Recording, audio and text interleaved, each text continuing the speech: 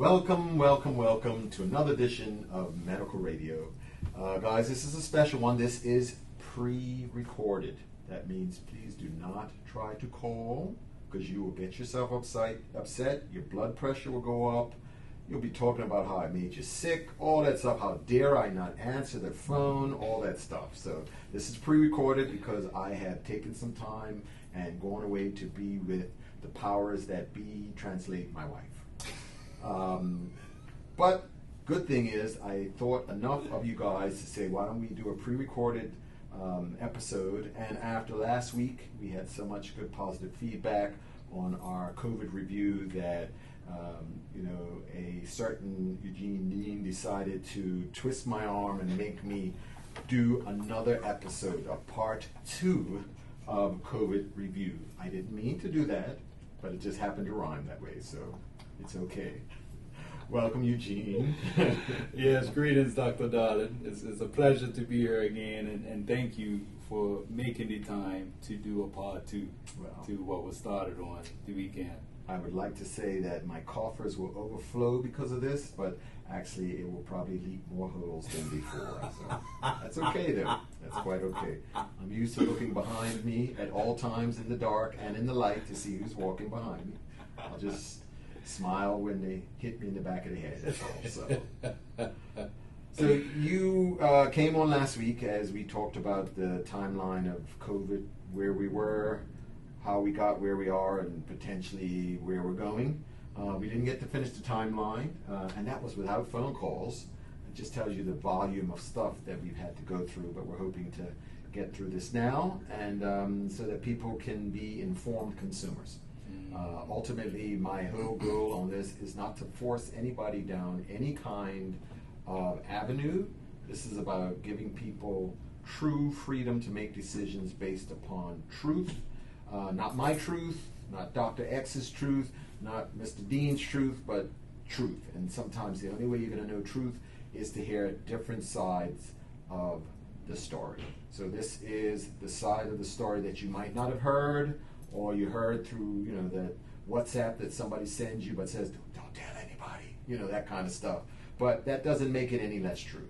And so hopefully today we will kind of help fill in some extra blanks, because over these last 3 years there's been a lot of hurt, a lot of damage, and not all of it from this virus. There are so many things that have come out from this that have nothing to do with illness that have now caused our whole community, not just ours, but the community of the world, to take a radical detour from where they were, whether it's financial, whether it is educational. I mean, these children are still suffering the pangs of trying to pick up where they left off because of fear and not because of truth.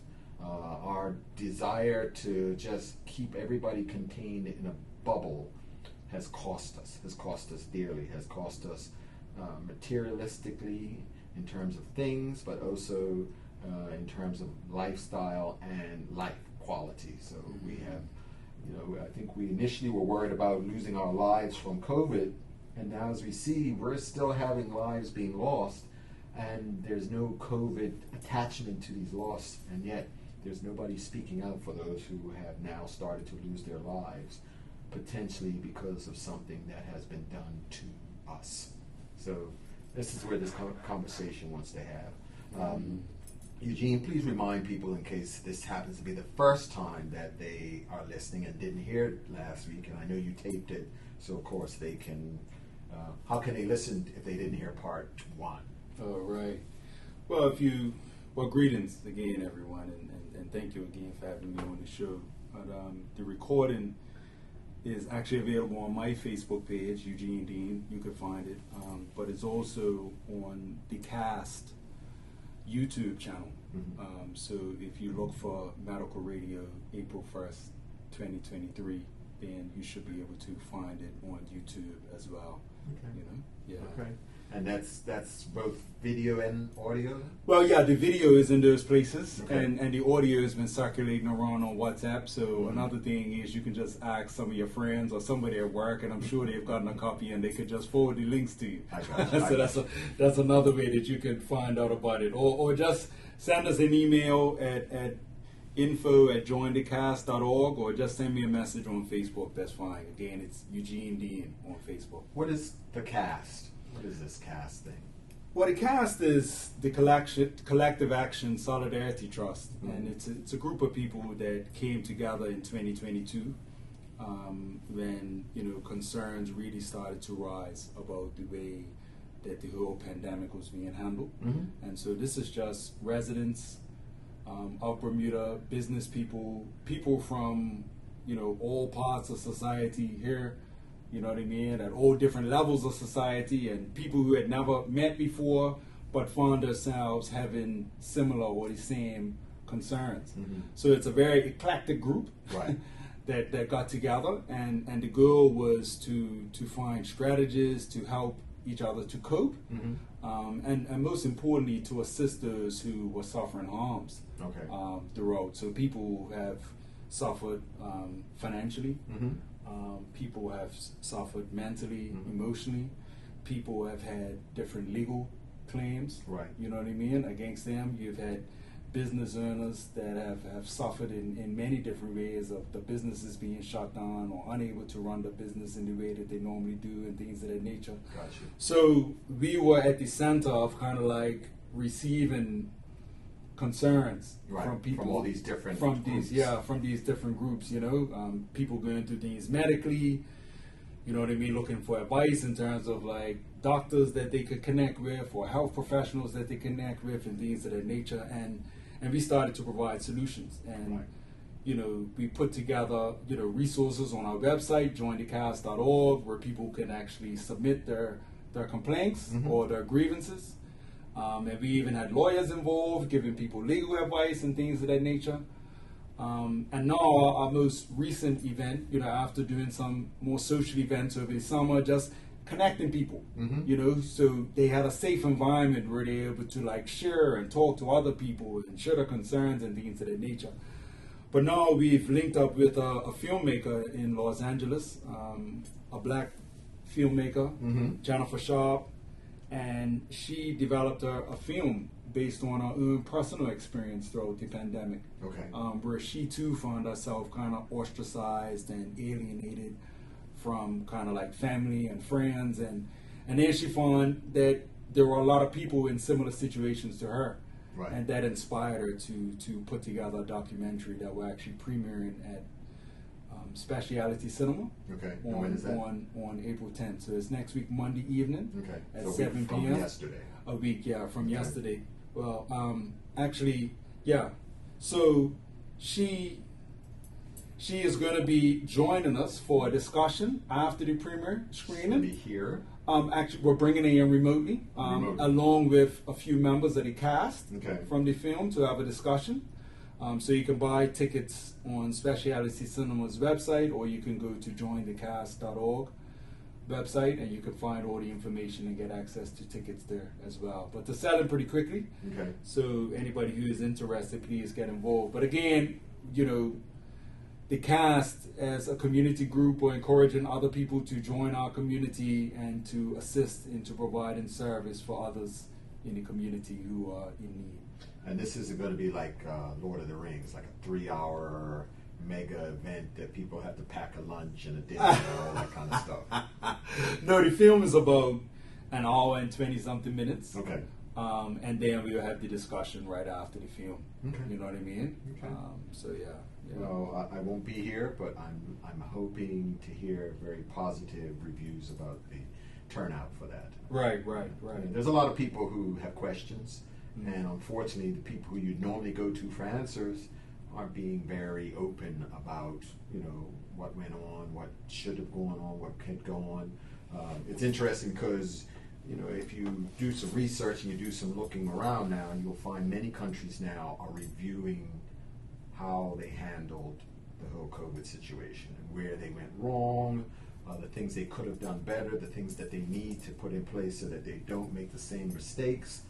You don't hear anything about that with Bermuda. Bermuda's only a tiny island. Surely we need to be able to fess up to the mistakes that we made so that we don't continue to cause further injury to our population. And yet you don't hear that. Well, that would be very honorable. You know, one of the biggest concerns is not that we made error, because, you know, we all have faults and we all make error. You know, that's a part of life. The thing is, like, how do you deal with those situations? Right. And so if we are prepared to show that we're willing to go through what was done, right, you know, and just as we were prepared to accept praise for the things that people appreciated, you know, if we're prepared to take responsibility for the things that people are concerned about or have been concerned about, then that shows the type of character that we would expect from, you know, our leaders in the country. And that's what we're looking for. I mean, you know, it's very important to note that being in a position of leadership is challenging under normal circumstances. So in a situation like a global health emergency, it's even more challenging. So, you know, I'm sure that everyone, despite of how you feel, you know, overall, has some level of appreciation for the fact that there are people who are prepared to actually step up, right, you know, and do their level best to meet the challenge at hand. And again, you know, it's not about being perfect, because we all make error. And I think everyone has a level of appreciation for that.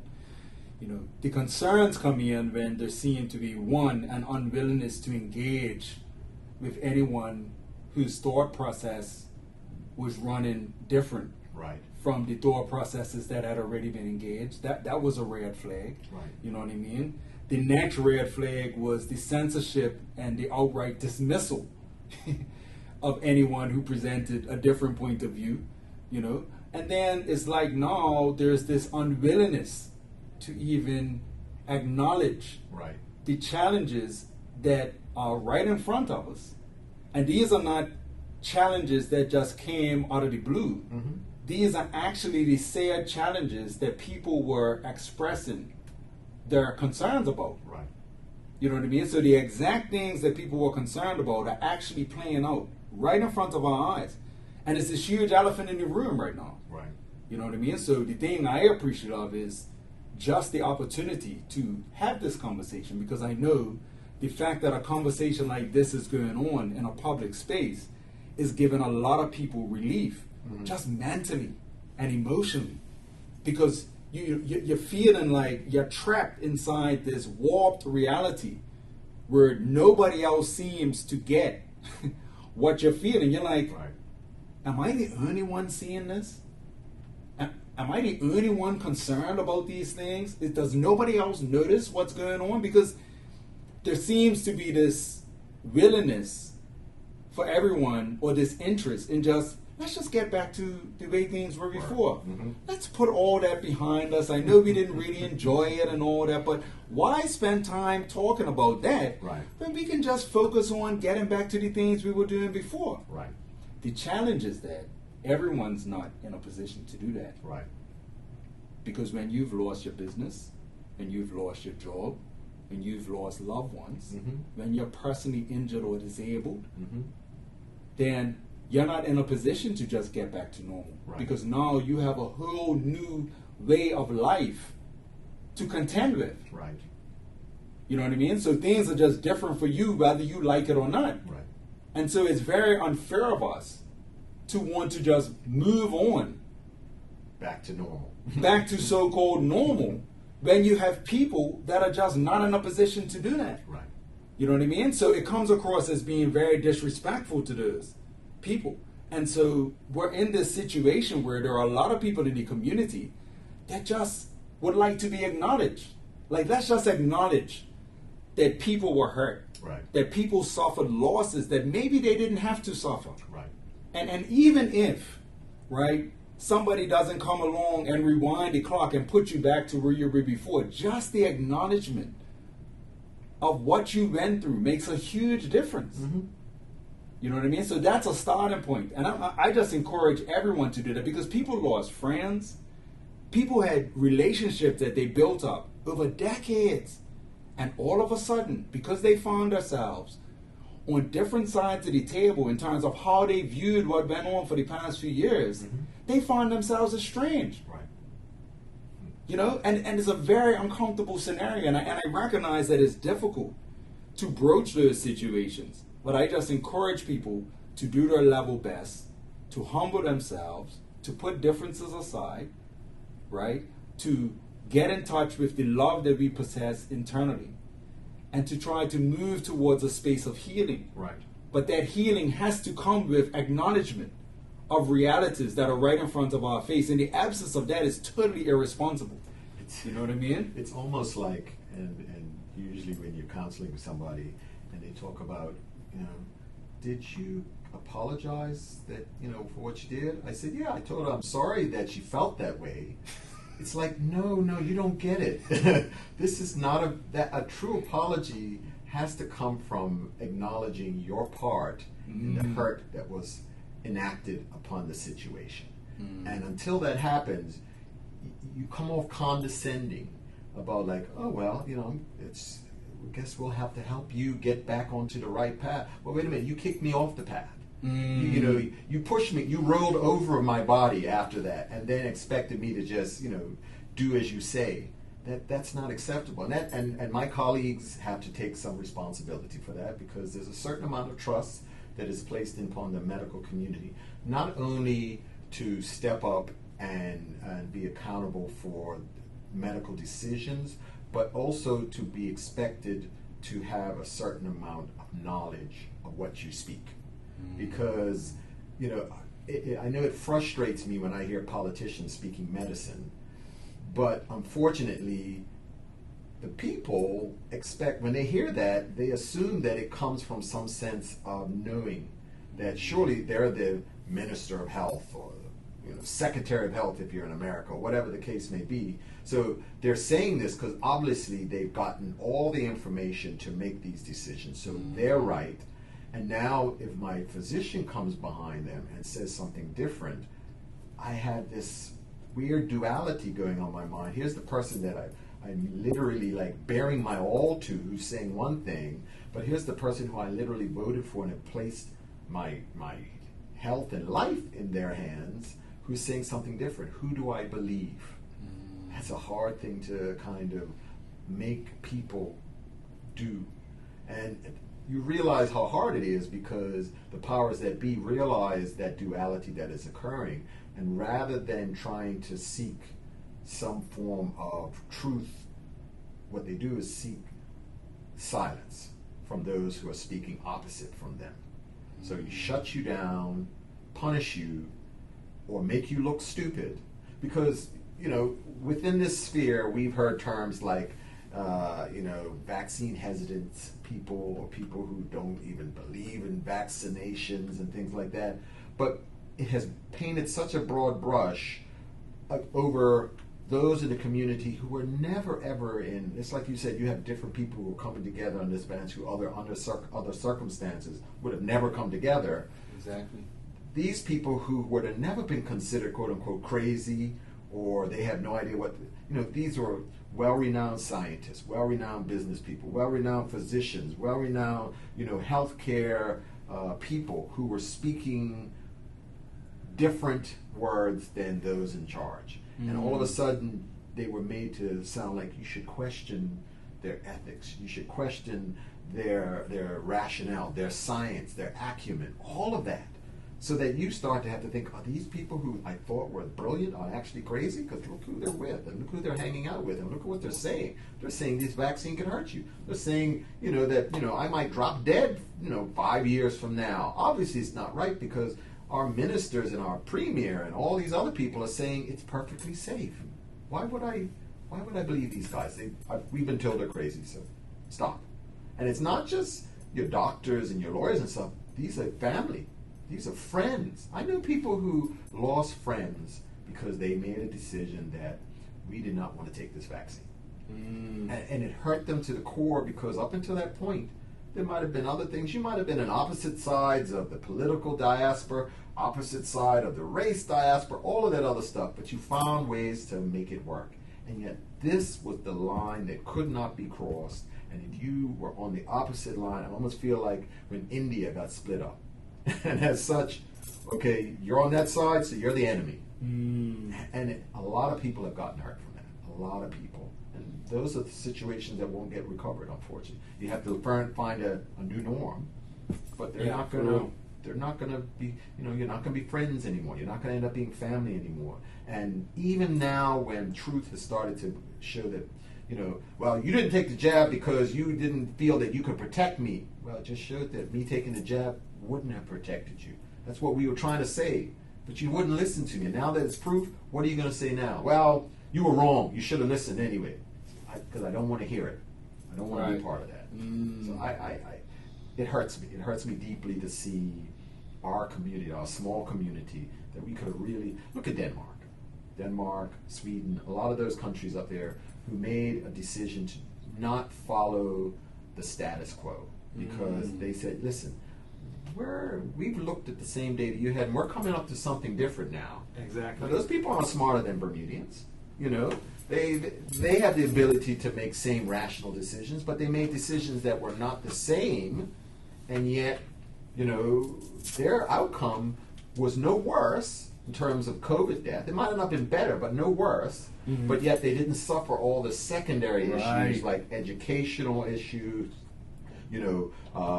financial issues by shutting down your industries and your small businesses and things like that. Your governments didn't have to, put out so much more extra to help with people who are laid off of work. All of that stuff. Mental health, suicides.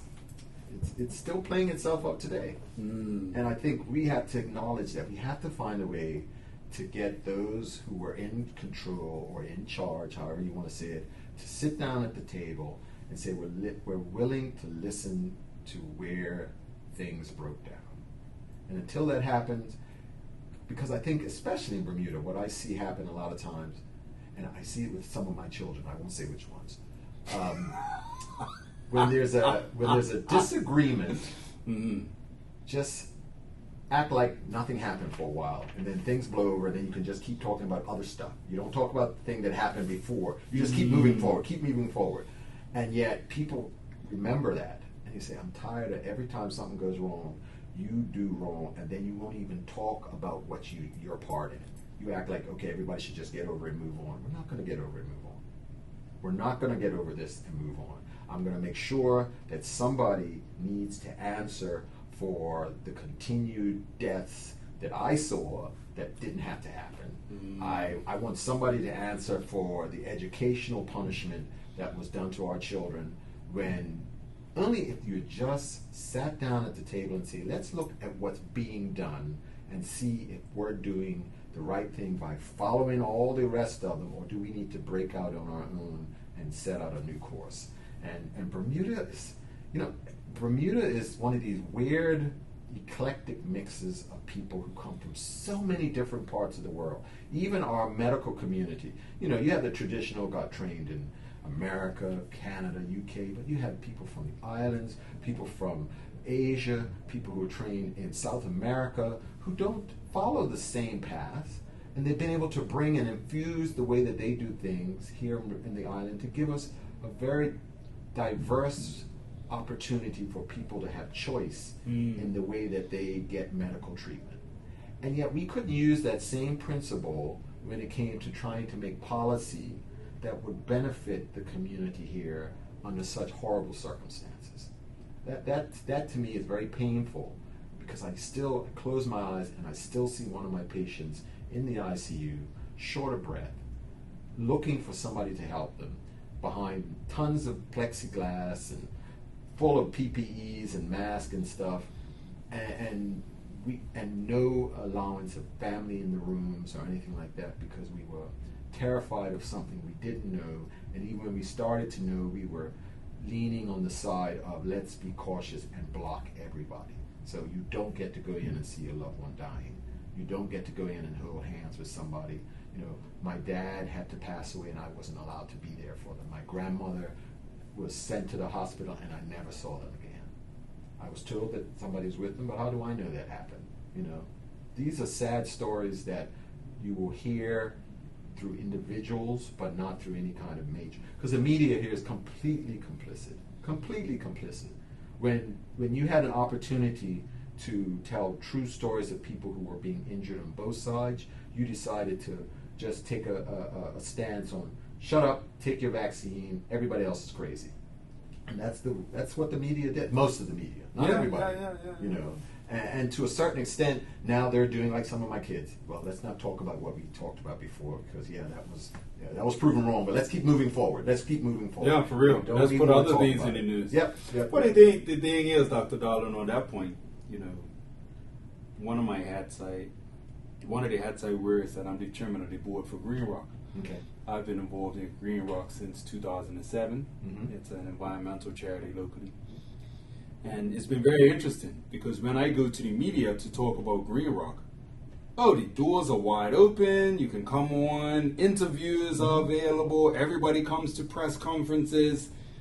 You know, I get calls. Can you come in? We'd like to speak to you about this and that, and it's fine because they all know me. Right. In the media. And they agree with you. Right. So that isn't about news. That's about what I figure is news, not what is news. And I think that's the problem. We are getting people who are making commentary based upon their beliefs, and they're going to express it to the public. Versus if you are truly a reporter, you report everything. Right? Yeah. You agree with it or you don't. not. Exactly. And so those same people, when I show up to talk about something that they don't agree with, like concerns with the way we're managing the pandemic, concerns about the rollout with the jab, you know, concerns about what I'm seeing in terms of adverse effects happening not only in Bermuda but all around in the world, concerns about excess deaths that we're still experiencing now and it's happening all around the world. Then all of a sudden I'm censored. You know what I mean? And then literally I could be interviewed by someone and what actually comes out in the media is totally different from what went on in that engagement. You know, where headlines are changed, the content is totally misconstrued, or it just never appears. And to this day, press statements that I am involved with, sending to the media, just don't appear at all. Yet everything that I send regarding Green Rock gets published. Right. No problem whatsoever. So it's something that we have to really address. You know, I'm just going to use this as an example, right? I feel like collectively we have a lot that we're responsible for. You know, I think of young people and we have these situations where we're like, yes, we have to invest into young people and make sure that they're doing this and doing that and educate them to ensure that they don't take this path or that path. We send mixed messages because there's certain things that we discourage young people from doing that we do openly as adults. So what happens now is this thing where as a young person you figure, well, I can't wait till I get old enough to be able to do this, you know? And I'll just use something as an example that most Bermudians enjoy, right? And that's drinking, for example.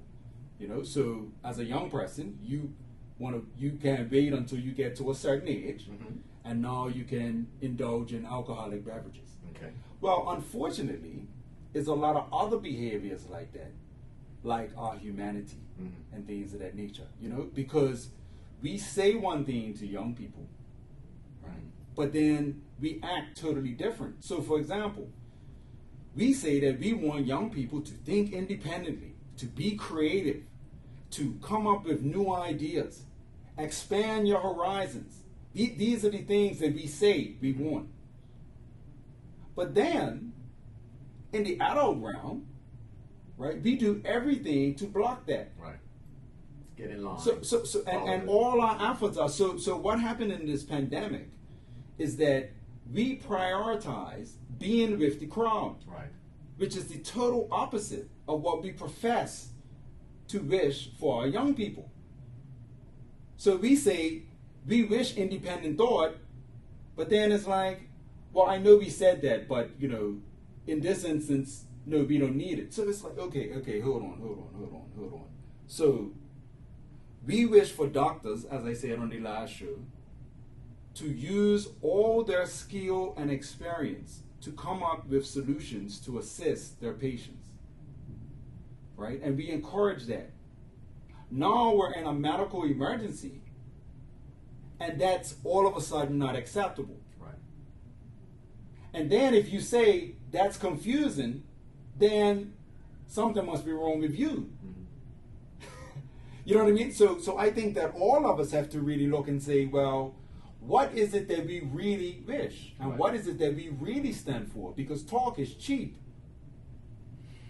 You know what I mean? I tell people all the time that people can say what they like, and most of the times they do. Mm-hmm. You see what I mean? Right. But like, what are we doing?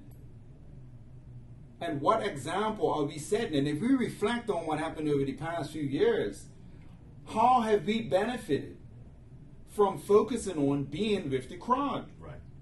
What benefit has that brought to us and to our young people who are constantly looking at us to model their behavior after us? Mm-hmm. Because children do what we do, not what we say. Right.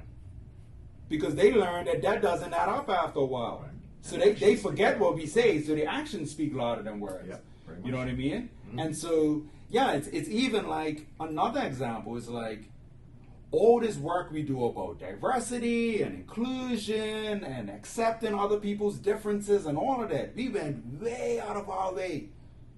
I remember hearing on the news that now in America they're considering having restrooms, right, for transgenders. Mm-hmm. So I'm saying, wow, that's interesting. Like we're going all out to make sure that everyone in the community feels included and respected. Right. Fine, I'm all for that. Let's value people. Let's make sure. Let's take time to understand and appreciate our differences. Right. But then all of a sudden we get into a so-called challenging situation, a situation where now we have the opportunity to draw strength from all these virtues, and we dismiss the virtues. Mm-hmm. And all of a sudden, it's fine to discriminate. All of a sudden, we don't want to hear from anybody who thinks any differently from the mainstream thought. All of a sudden, we don't want to collaborate with doctors, right? We're actually telling doctors what they should and shouldn't do. Right. So again, it gets confusing. Right. And if we think about our young people that we love so much and we care about so much, we have to ask ourselves the question, what type of example are we setting? And what are we really looking for? Do we actually mean what we say? Or do we just say things just to say things, and then at the end of the day just do what we like, do what's the easiest? Right. You know what I mean? And if the goal is to do what's easiest, then why bother try to develop in young people if at the end of the day we're just going to lead them into doing what's the easiest thing to do? All these questions come up. Right. And the way you describe them, obviously, they cross every kind of aspect, not just COVID aspects, but, the future of our island when it comes to families, when it comes to business, when it comes to all of that, politics.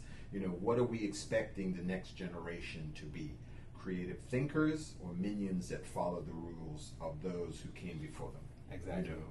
And we have to start asking, well, we should have been asking these questions before, but especially now where there's a physical price to pay on top of all the economic price and educational price. Now, the wrong decision can have an effect on your health. And it's not that hasn't happened before, but that's usually because it's your decision. You decided to either take a medicine or not take a medicine. You decided to go see a doctor or not see a doctor. All of that. And now it has nothing to do with your choice. This is what your government is telling you is for the best. Hi, Hitler. Because that's the reality of where we have gone. We've gone into more of either this communist, Nazi territory where shut up, do as you're told, those who step out of line, will be literally segregated out of the population. And we all, you know a few people who, who had a little flavor of that. Yeah. And potentially we all had some kind of connection to that, whether it's somebody that we knew or us personally who were told, we don't trust you to do what's right, so we're going to corral you into a facility for the good of the population where we can keep an eye on you until we deem that you are safe for our community. And then they go to the community and they say, we're doing this for your health, your benefit. Aren't we wonderful people that we're taking good care of you? Just keep doing what we tell you to do and all things will turn out right, just like it did. Mm-hmm. Didn't. Yeah, for real. Right. For real. And meanwhile, right, all the people who were, imposing all these harsh mandates and restrictions on the community, just like what happened in the UK, they were caught with the pants down having parties that totally went against everything that they were implementing in the public domain. Do as I say, not as I do. And that's the same thing that happened in Bermuda. We saw several examples of where these things would pop up. And it's like, well, hold on. That's not in compliance with everything that's being pushed down our throats. But somehow or the other, it went by. Right. You know what I mean? So this is the situation. So it begs a question. We have these concerns in the community. We recognize that our authorities have access to all sorts of human and financial resources. You know what I mean? Even resources that we don't have because we borrowed money. Lots of it. Lots of money to deal with managing this situation over the past few years. And I'm not saying that wasn't necessary. It's just a reality that happened. You know what I mean? So I'm saying that just to say that, we were in a position where once we decided to do something, we found the means to get the resources needed to be able to achieve it. Right. You know what I mean? So when you're in a situation where you see that and, you're saying that, okay, I don't have access personally to those type of resources. But as a result of my own research, I have these concerns. Right. So you're wondering, you're saying, okay, so if our authorities have all these resources at their disposal, they must have the capacity to find the same things I'm finding with my limited resources. So what is it? You know what I mean? Do they have information that's totally different from what I'm able to access? Do they know what I see and for some reason they're overlooking it or acting like it doesn't exist? So we have all these unanswered questions. You know what I mean? Have they just not seen what I've been privy to because they're so overwhelmed with other information that's different? Right. And as a result, you know what I mean? So it's like we don't know which one's better. Right. Do they know and they're behaving in the way they're behaving in spite of the fact that they know? Or do they not know? And both situations are questionable. Right.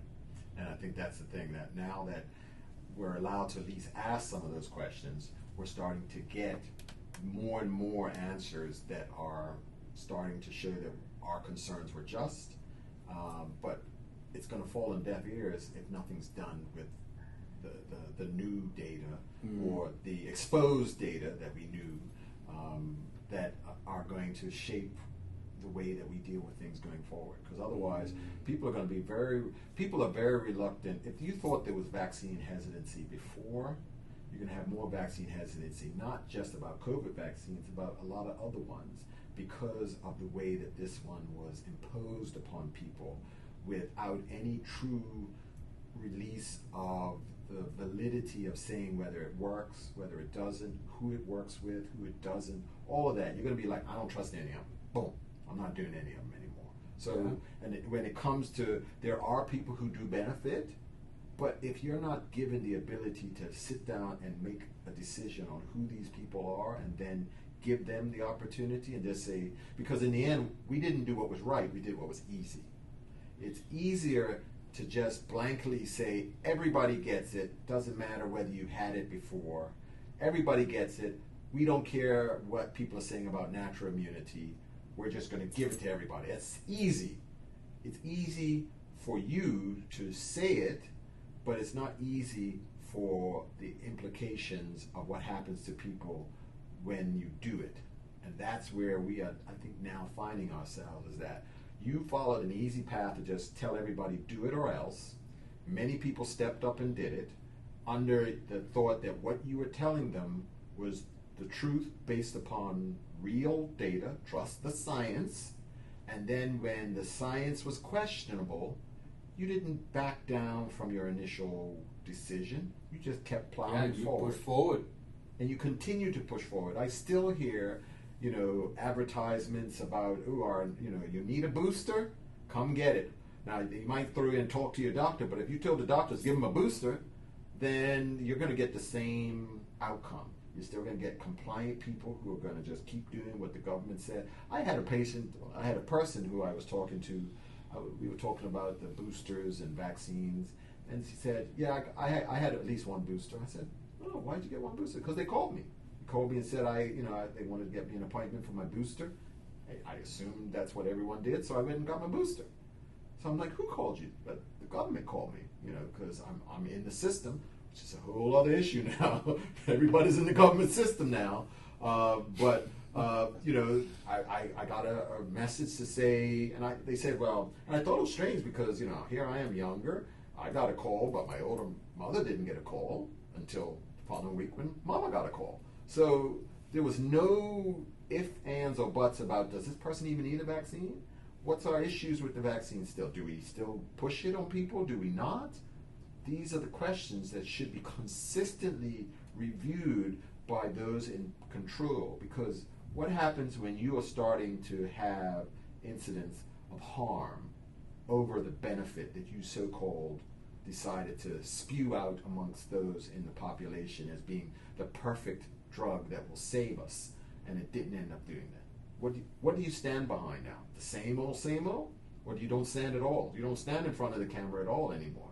You simply just skulk off into the darkness and let somebody else follow along in the same lines that you were doing before. Meanwhile, there are more and more people every day who are starting to exhibit issues that we have to be realistic and look at, is this coming from something that we did to them versus something else? And until you answer that question, you're going to start to see more and more situations where we are seeing people who aren't ticked as COVID positive, but are dying under very strange circumstances that we're not going to be able to just, at some point, just blow off. It's going to hit us in the face. Right now, it's kind of hitting us in the knees, and so a lot of people can ignore it, but sooner or later, it's going to come higher and higher till you're going to have no choice but to say, oh my gosh, there are people out in our communities that are suffering greatly, and we are continuing down the same path to have them continue to suffer. So, guys, let's take our first break, and then we're going to come right back, and we're going to pick up where we left off because there's still a lot to talk about. Don't go away at all. You're listening to Medical Radio on Magic 102.7.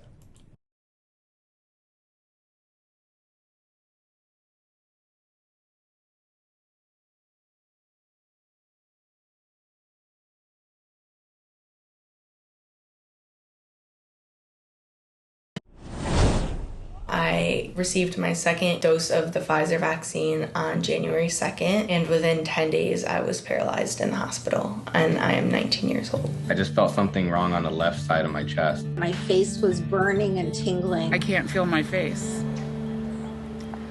The first time I said those words was 10 months ago. I had facial paresthesia and nerve pain all day long for the last 5 months.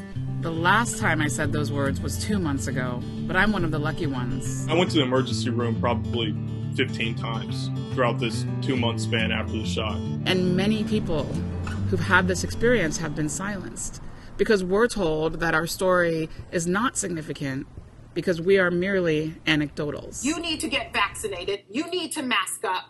And if you don't, you are going to die. The people who are not getting vaccines, who are believing the lies on the internet instead of science, it's time to start shaming them. What else? Or leave them behind. If we could all just stop having so many answers and listen with wonder and listen with compassion. We need humanity back. Yeah! This is not political. This is a human issue. I don't want what I'm experiencing to have some sort of political bent. I just want my story out there so I and others like me can get the help that we are entitled to. Being vaccine injured, I've seen hate from both sides. This is not a left issue. This is not a right issue. This is an American issue. I'm asking you, human to human, please do the right thing and help us. Vaccines are safe. I promise you, they are safe and effective. I would give my whole life savings if I could go back to January 17th and never to have had to experience this in my life. The benefit of getting the vaccine far outweighs the risk. That's just a fact. The day I took my shot, I was functioning, I was healthy, I was happy, and 4 days later, I can't walk.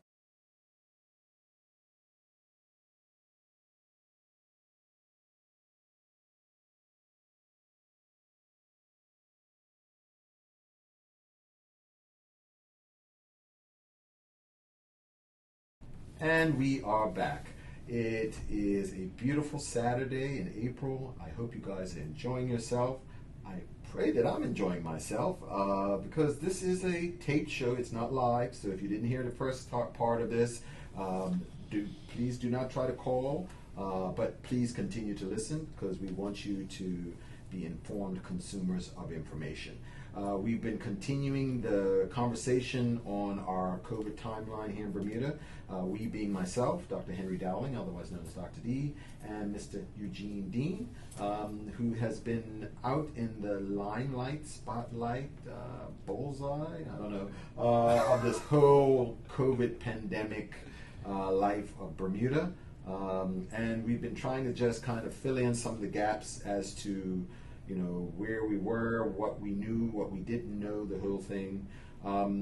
So I think, one of the things that obviously happened is we had this virus. I think we're all very appropriately aware now that this virus didn't come from some weird animal out in the bushlands of some country that literally spread across the world, that was wrong, that it was man-made. And that has implications because when you alter a virus to do the thing that it shouldn't do, but what you want it to do, and in this case you want it to infect humans better, then you can't necessarily equate this virus that has a name to another virus that has a similar name, because even though they might be cousins, this is the cousin who got the boob job and the nose job, who look completely different than all the rest of the family.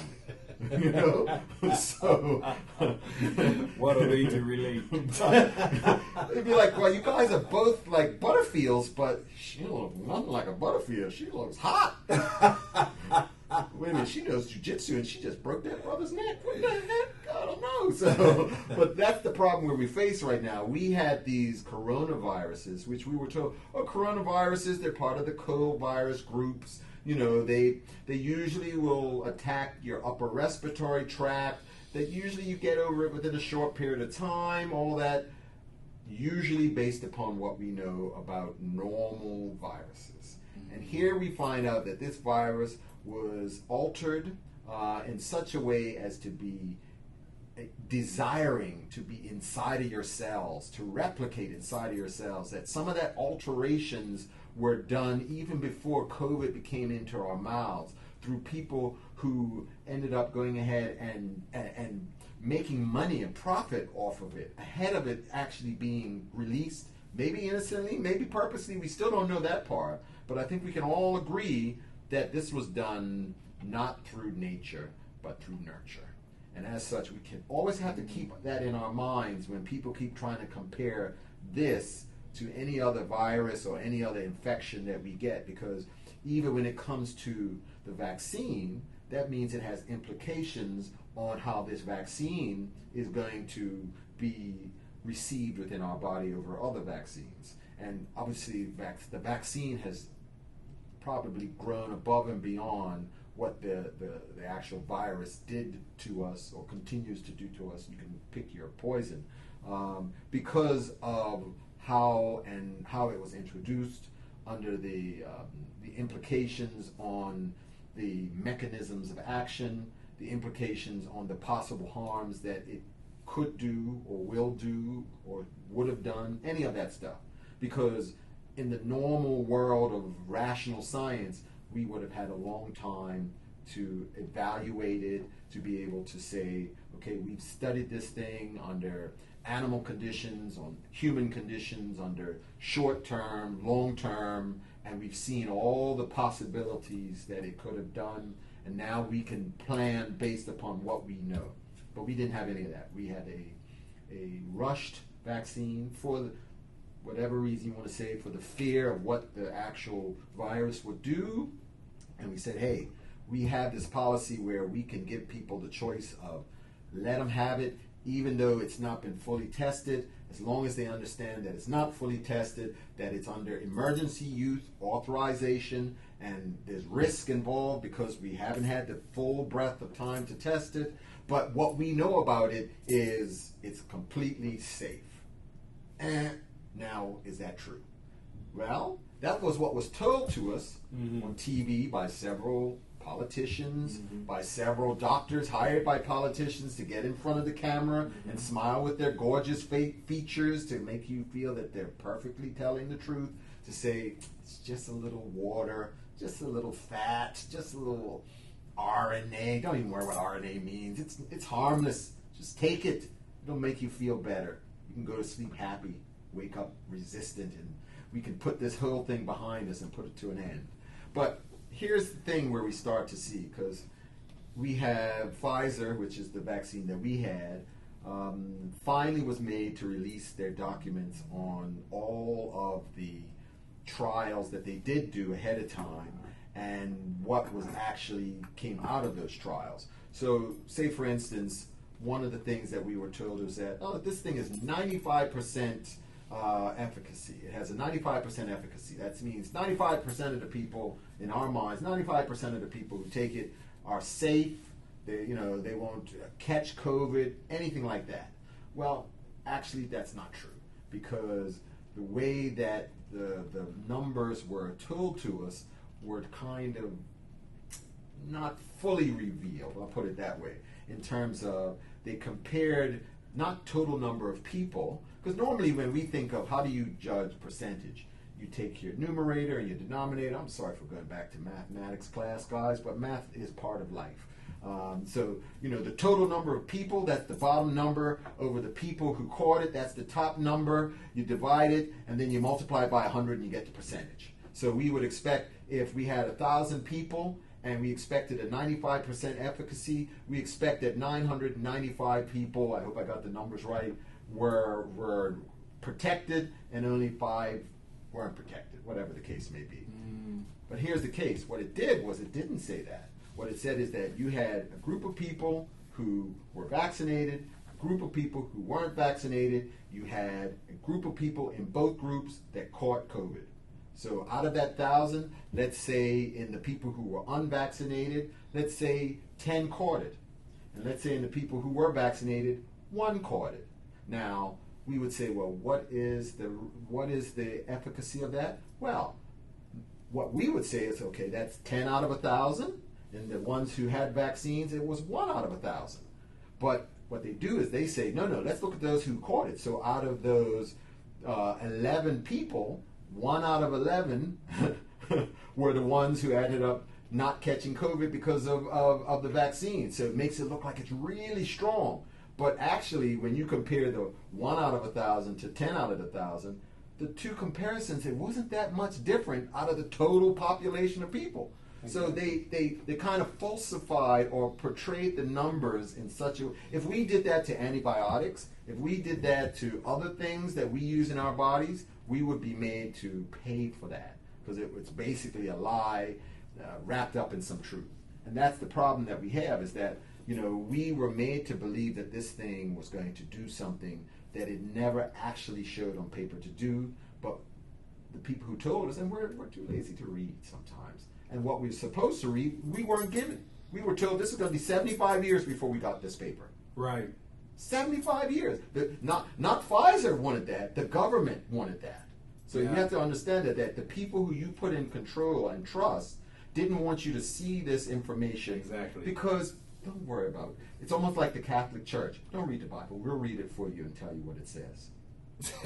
Believe us. Trust us. I have real concerns about the word believe, because, for me, believing is just proof that you don't know. Because what I find in life is either you know or you don't know. You know what I mean? And I get concerned when people are unprepared to actually express the truth about what they don't know. You know what I mean? I find very quickly I'm telling people, no, I don't know about that. Like I would say, look, I'm not a medical professional. Straight. You know what I mean? So I'm not here to give you medical advice. No. If you would like for me to share my life experience and you figure you could benefit from that, then we can talk. But I'm not a medical doctor. And I have no intention of trying to act like one. You know what I mean? Now, let me use some exact terms to help to describe, or define what you were just describing. Okay. Because you talked about the way the numbers came up. So what we learned eventually was that there's a thing called relative risk and absolute risk. And the Canadian COVID Care Alliance they made a very good video which ended up being censored by all the social media companies and Google and Microsoft, all of them, Facebook. They all censored it, but it explained in very extensive detail the difference between how relative risk was used to explain the efficacy of the COVID jab rather than absolute risk. So, but before you go on now, it was censored because they were telling mistruths? It was censored because they were actually revealing what the authorities, wanted to keep undercover. Okay. You know what I mean? Because in the absence of people bringing that up, then everybody would just go along with the 95%. Because as you said, if somebody says this is 95% effective, that means I'm figuring out of 100 people, 95. It's only a possibility that 5 people would actually get COVID. Yeah. You know what I mean? So that's why what were they calling it if somebody who took the jab caught COVID? They called it what was the term that they were using? No, they called it, they were calling those cases. Anyway, it will come to me. But let's get back to the relative risk. So I just did a quick search, and anybody could do this, but the relative risk can help us find disparities. Like if one group is having a better outcome than another. So that's what you were describing. You got 1,000 people over here and 1,000 people over here. On this side, you had one person, and on this side, you had 10 people. Fine. So if you compare the 10 to the 1, you say, oh, well, yeah, that's I can see there's a difference in the outcomes. But now absolute risk doesn't care about that. Absolute risk is taking the 10 and the 1 and putting it up against the 1,000. You see what I mean? Absolute risk help to put in perspective how much benefit an individual is likely to have from a treatment or prevention. So absolute risk is always used, and you would have several doctors who have said this. In studies, we always use absolute risk, not relative risk. But in this case, relative risk was used for obvious reasons. Because again, as we talked about in the first part, it wasn't about following the science, it was following the money. And in order to sell this product to governments all over the world and to shoot it into the arms of people, millions of people all around the world, you had to be able to show good stats. And the 95% obviously looks a whole lot better than I've seen it broken down according to absolute risk, which showed that in order to protect one person, you would need to inject it into the arms of 119 people. No, and that's on the background of the low risk in the general population already. Because people are dropping, but percentage-wise, it was still less than 2%, 1% of the population. We're dealing with that population. Who are we protecting within that population? Exactly. You know what I mean? So So these things were misconstrued, and now give thanks for things like the congressional hearings, you know what I mean, and countries around the world where they're actually reviewing what happened over the past few years and looking into it. You know what I mean? It's coming in Bermuda. It needs to come. It's got to come. It needs to come. You know what I mean? Like all this information, like you said, now it's been declared. It was man-made. Right. It came from a lab. Right. You know, and all these efforts. And what's very interesting is that you can still go on YouTube today. It's amazing that it's still there. And you can look at Event 201.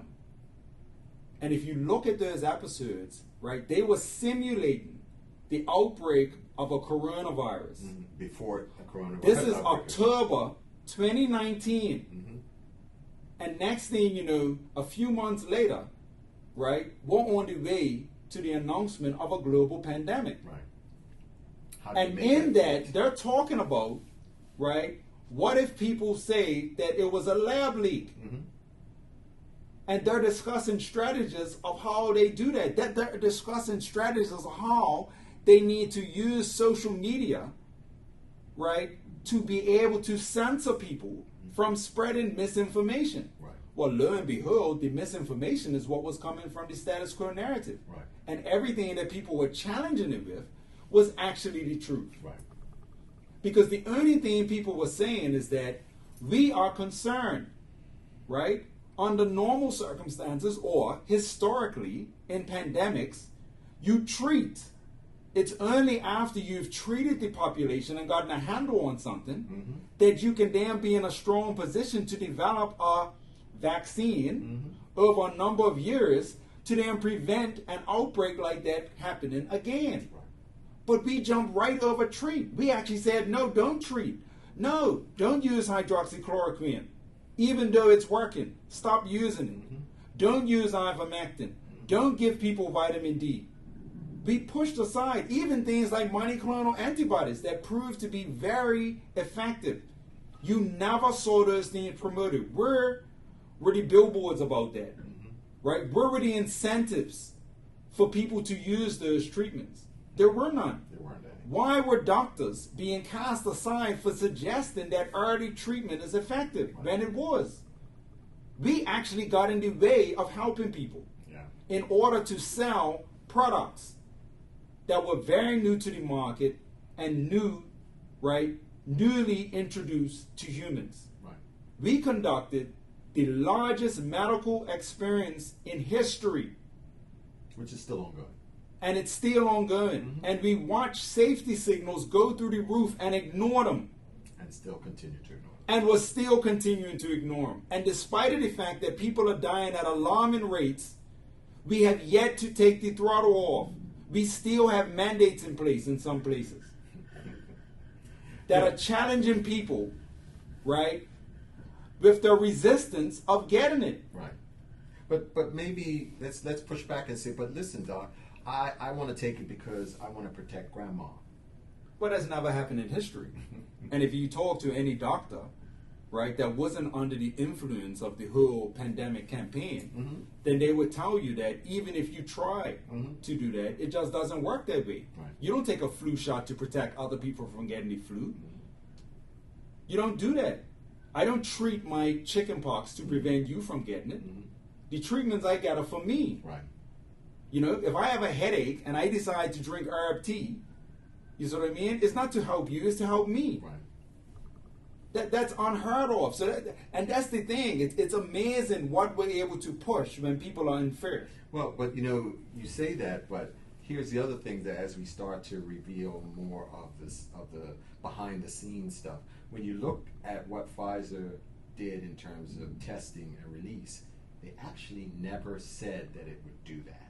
We automatically say, well, Pfizer said that if we took it, that it would protect those around you from catching COVID. Politicians said that. Right, and that's the thing that we have to also understand. And of course, don't believe us, go do your research. Please, I beg you to do your research. You will find out that that statement came from the political world and not from the mouths of the Pfizer people themselves. Now, they could have said, whoa, we didn't say that.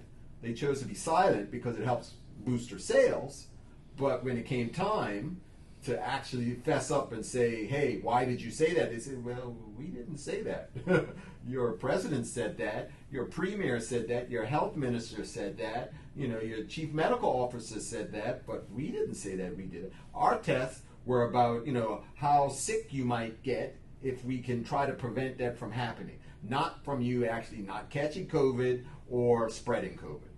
But we want to say hospitalizations. Can we reduce hospitalizations? These are the markers that they use that we just globalize to make things just easy. Once again, for the sake of easy, we lied to the population and we potentially caused harm to our population that we lied to. Now what? What are we going to do now? What are we going to do now? Yeah, for real. So remember, everyone, we discriminated against people based on, the thought that the COVID jab prevented the spread. Mm-hmm. We told people that, we even told people that you could kill others even if you didn't feel sick, which is totally unheard of. Mm-hmm. I said to someone one day, I was on another show, and I said, imagine 3 years ago walking into your doctor's office and saying, Doc, can you give me a test to see if I have the flu? And the doctor says, oh, what, are you not feeling well? What symptoms do you have? Oh, no, I don't have any symptoms. I just want to check and see if I have the flu or not. Mm-hmm. Your doctor will look at you like you lost your mind. So hold on. You want me to test to see if you have the flu and you have no symptoms? Mm-hmm. Yeah, Doc, I just want to make sure, because I don't want to make other people in my family sick. Right. They would check you into Maui. It's no way that even if you say that back to yourself, deep down inside, it makes no sense. Right. But yet, we were told that we could kill other people without even being sick ourselves. Right. And to a certain extent, that helps turn people against people. Exactly. Because now you are becoming the enemy of people who I love. Because I've been told that you are going to hurt somebody that I love because you won't step up and do what you're being told. Exactly. So now you created war. And you know what the challenging thing is, right? Is that people have died as a result of that. Mm-hmm. That's the sobering reality to that. Families have pressured loved ones into taking these jabs that were experimental, right? Even though it was not only just not popular to speak that reality a few years ago, right? You were not just criticized, right? You were slandered, you were censored, you were called a tinfoil hat, an anti-vaxxer. Mm-hmm. You know what I mean? You were made to feel that you're not fit to take part in this society for spewing such foolishness. And yet, what was being said then still holds true today. Mm-hmm. And people have lost their lives because of the pressure that they were put under by their jobs, right? By their families. By their government. And by their government. Mm-hmm. Now. With nobody to pay for it. Exactly. So the thing is, right, who is prepared to take responsibility for that? Right. This is where now we're going to see the character or the lack of character, right, in our leadership, in our community, in our families at all levels. Who is prepared to take responsibility? I can tell you firsthand that there are families right now hurting. They are in pain. They are constantly being reminded of the consequences of the actions that they chose to take. And those actions were fueled by misinformation spewed to them by people who they trusted. We had our public health officials telling doctors that they were spreading misinformation in the community when they were the main culprits of the things that they were professing that others were doing. We have to determine, right, if this is something that we deem acceptable or unacceptable in our community. Mm-hmm. And it's our responsibility to take steps to ensure that this never, ever happens again. Ever. We have to recognize the importance of listening to all voices in our community. And anybody who stands in the way of that needs to go. Yep. Because we see what it causes. Yeah. We've watched this thing from the beginning to the end, and it's nothing but a horror show. And the horror show continues, and nobody has any idea when it ends.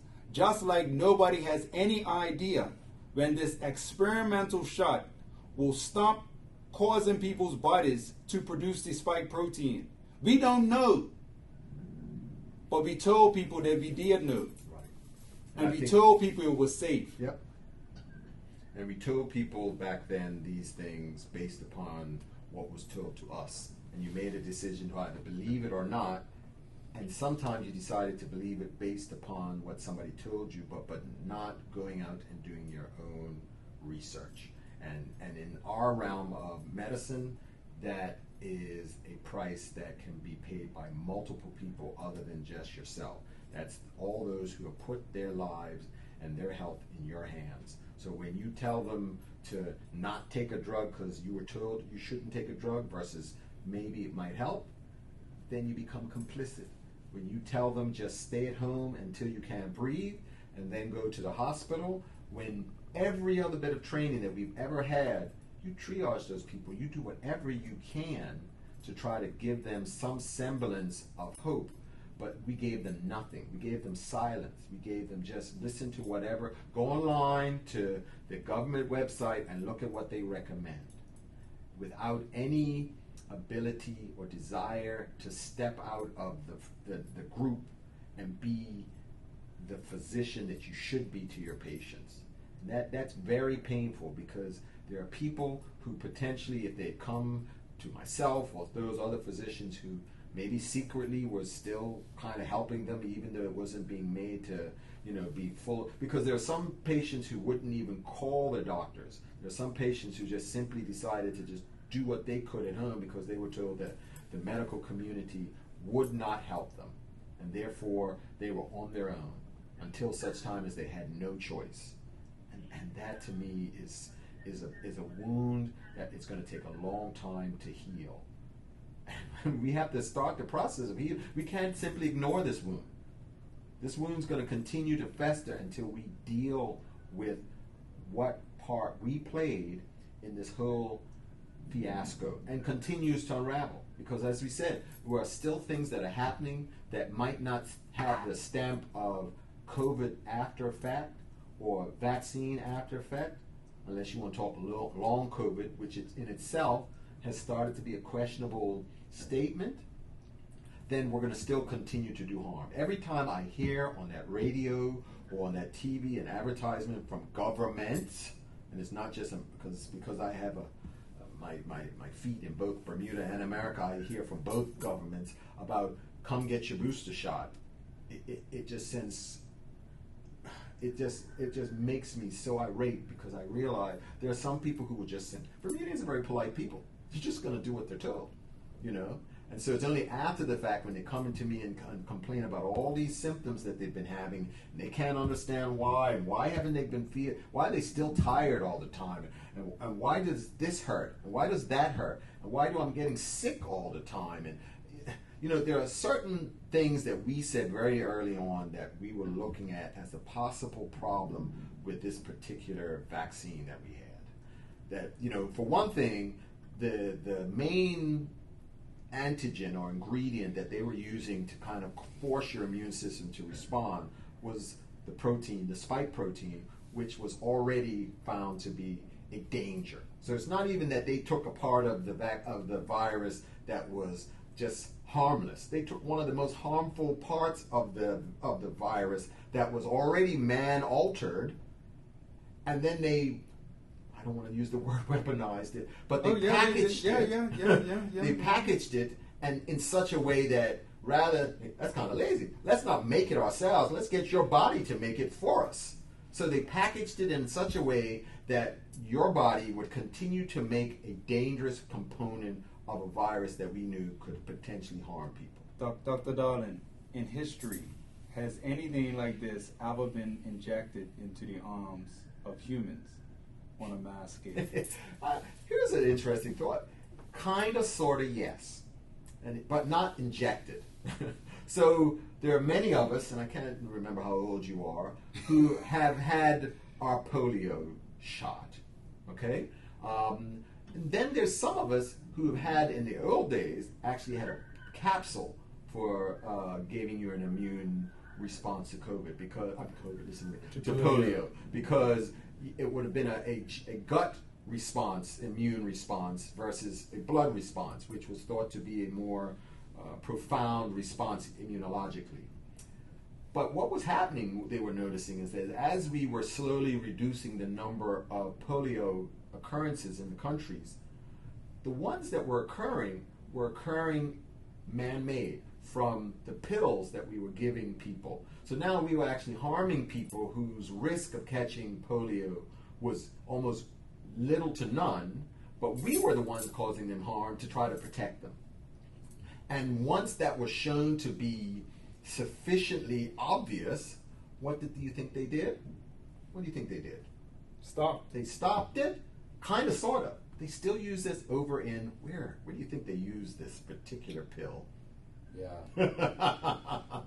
They still use this pill in the motherland. Yeah, they still use it in Africa, right? So even though we know that it's easy, it's cheap, the people will take it over a shot, a few people will catch polio, that's all right.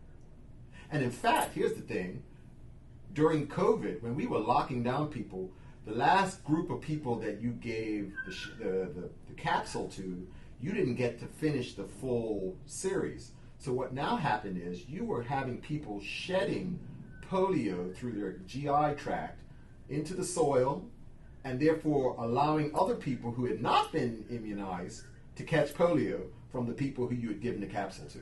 Because unless you do it to everybody, you potentially are going to give it to some who you didn't give it to. So once again, in our attempt to help, we actually had caused harm. And we do it in the name of, well, we want to protect everybody. So that's the same thought process that has to go into a vaccine, even in this realm. Because now, I don't know if you heard, I think it was weekend or just before the weekend, the World Health Organization has quietly changed their stance on what percentage of children should be given the vaccine based upon their risk. Because once again, they've finally started to acknowledge, well, if children's risks are already bottom line low, and only maybe those few children who have certain diseases are at higher risk, then the risk of not only catching COVID, getting sick from COVID, going to the hospital from COVID, and every time we go down that list, the risk is lower and lower and lower. Being in ICU from COVID or dying from COVID is so low that now we're obviously seeing a higher risk of an injury from the vaccine over those things that we're supposedly protecting those children from. Because before, remember, we were giving them that to help the teachers not catch COVID and their grandmas not catch COVID. Now that we don't have that as an excuse for giving it to them, the only thing that we can hang our hat on is we're going to protect them. But what are you protecting them from? Their numbers weren't even coming off the base of the graphs. So now you're saying, well, but we have to do it for the, in case. They even use the term, well, because it helps them to avoid long COVID. To make more money. They had to do it to make more money. Right. Well, not only that, but the way the system works is that in order to get full outlay of, because in America specifically, here's the other thing, in America specifically, for your vaccines to be paid for, it has to be on the children's vaccine schedule. Yeah. Otherwise, only quote-unquote private insurance people have access to it, and public funds cannot be used for it. Well, all those poor people who can't afford the COVID vaccine for their children, we want to be able to give them access to it. So why don't we make it so that it will go on the children's vaccine schedule, and then it automatically will be paid for by our governments. Exactly. Wonderful for them. So they were securing a financial future for their product. And that was always the incentive. And it was a lot of commentary about that. There were a number of people who were making that very clear. but it was only for people who were interested into looking into things of that nature. Everybody else turned a blind eye to it. Yep. It never made sense to introduce, first of all, as you stated previously, and as we discussed in the last show, the percentages of people who were negatively impacted, right? It never rose above like 2%. Right. And less for children. Yeah. So and that's just total. Right. So when you got into the children population, it wasn't even an issue, and then doctors started to receive that like the ACE2 receptors in the nostril area, like children don't really even have those developed yet. So there was no way really for COVID to kind of, or less of a chance that it would pass from the nasal passage like into the lungs and things of that nature, which is why children weren't really having a hard time with it. Right. It was actually better if you did it the way how people handle chicken pox and just say, have parties, let all the children catch it, let them spread it around, they all build immunity to it, and then we move on. Right. No, but instead, because there were other interests at play, you know, moves were made to push an experimental, and it's very important to note this, an experimental injection, mRNA product, into the arms of children. And I'm going to tell you something, Dr. Dowling. You know what broke my heart? It broke my heart when someone sent me a picture of a flyer on a door at the hospital promoted the COVID jab for pregnant mothers. I completely lost it. I called the hospital, and of course you get directed to the PR team. And I asked them, I said, please tell me why you are promoting this for pregnant women. In any other type of medical treatment, pregnant women and children are like they're just off limits. You just don't go there. This is experimental. What information do you have that suggests, right, that this is even humane? So I was sent some information, and I quickly got back on the phone, and I said, there's nothing in the information that suggests that this makes any sense for those populations to get involved with this.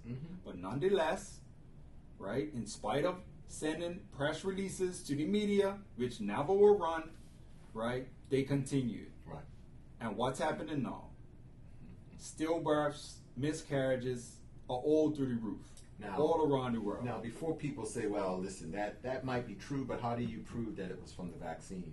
Now, once again, this is from Pfizer's own documents. I want people to understand. This is not from somebody else. This is from Pfizer's documents. It says, as Pfizer tracked adverse events during the first 12 weeks of the vaccine rollout, 270 pregnant women reported a vaccine injury, but Pfizer only followed 32 of them, and 28 of their babies died. That's 87.5% fetal death rate. So they knew it. They knew it.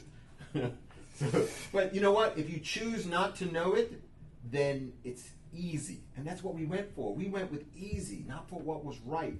So that means potentially we have caused the death of some of our future citizens because of easy. Yeah, for real. And the thing is, and you were watching it all on social media. People who were coming on social media saying like, oh, I just took my COVID jab. I'm so happy to protect my children. And then a few months later, you would see them putting up posts saying how the baby died. And yet we still, to this day, say it's okay for pregnant women to have this. Not knowing any... You know what? If anybody actually goes and looks, and you can look this up, if you go and look in any of the manuals that talk about medications for people, there's usually a subsection of the medications that are about whether this medicine has been proven safe for breastfeeding women and pregnant women.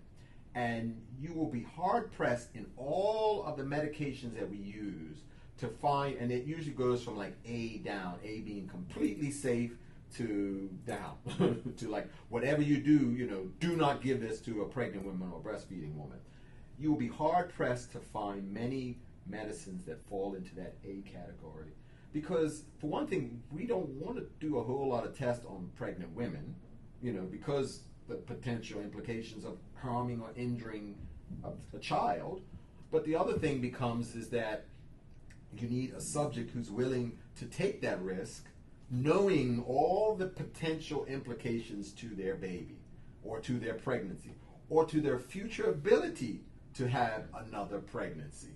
These are the things that were not necessarily given as full release to any woman who was pregnant who were willing to sign up for this vaccine, because their doctor, their gynecologist, their OB-GYN, their clinician said, no, it's okay, it's safe.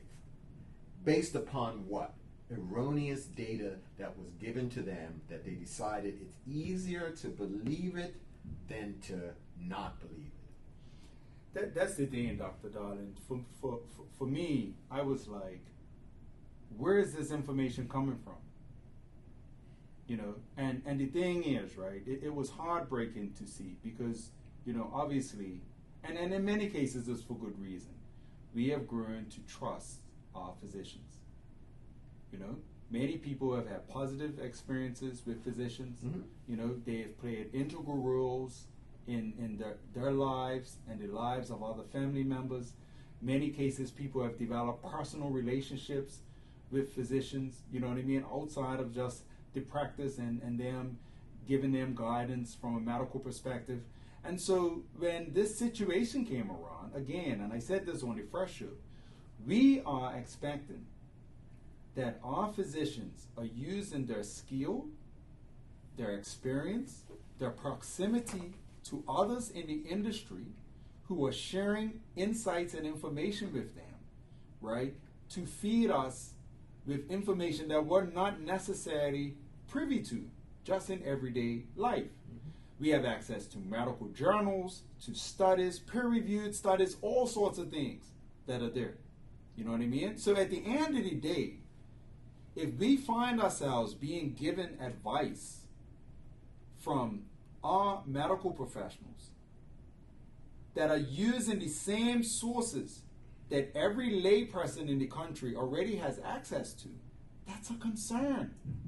Because why do you need somebody of authority to give you information based on things you have access to already, like the news, mm-hmm. like government press conferences? Mm-hmm. You're not anticipating that. You're anticipating that when you go in, that the people that you're talking to, the physicians, they have dug deeper.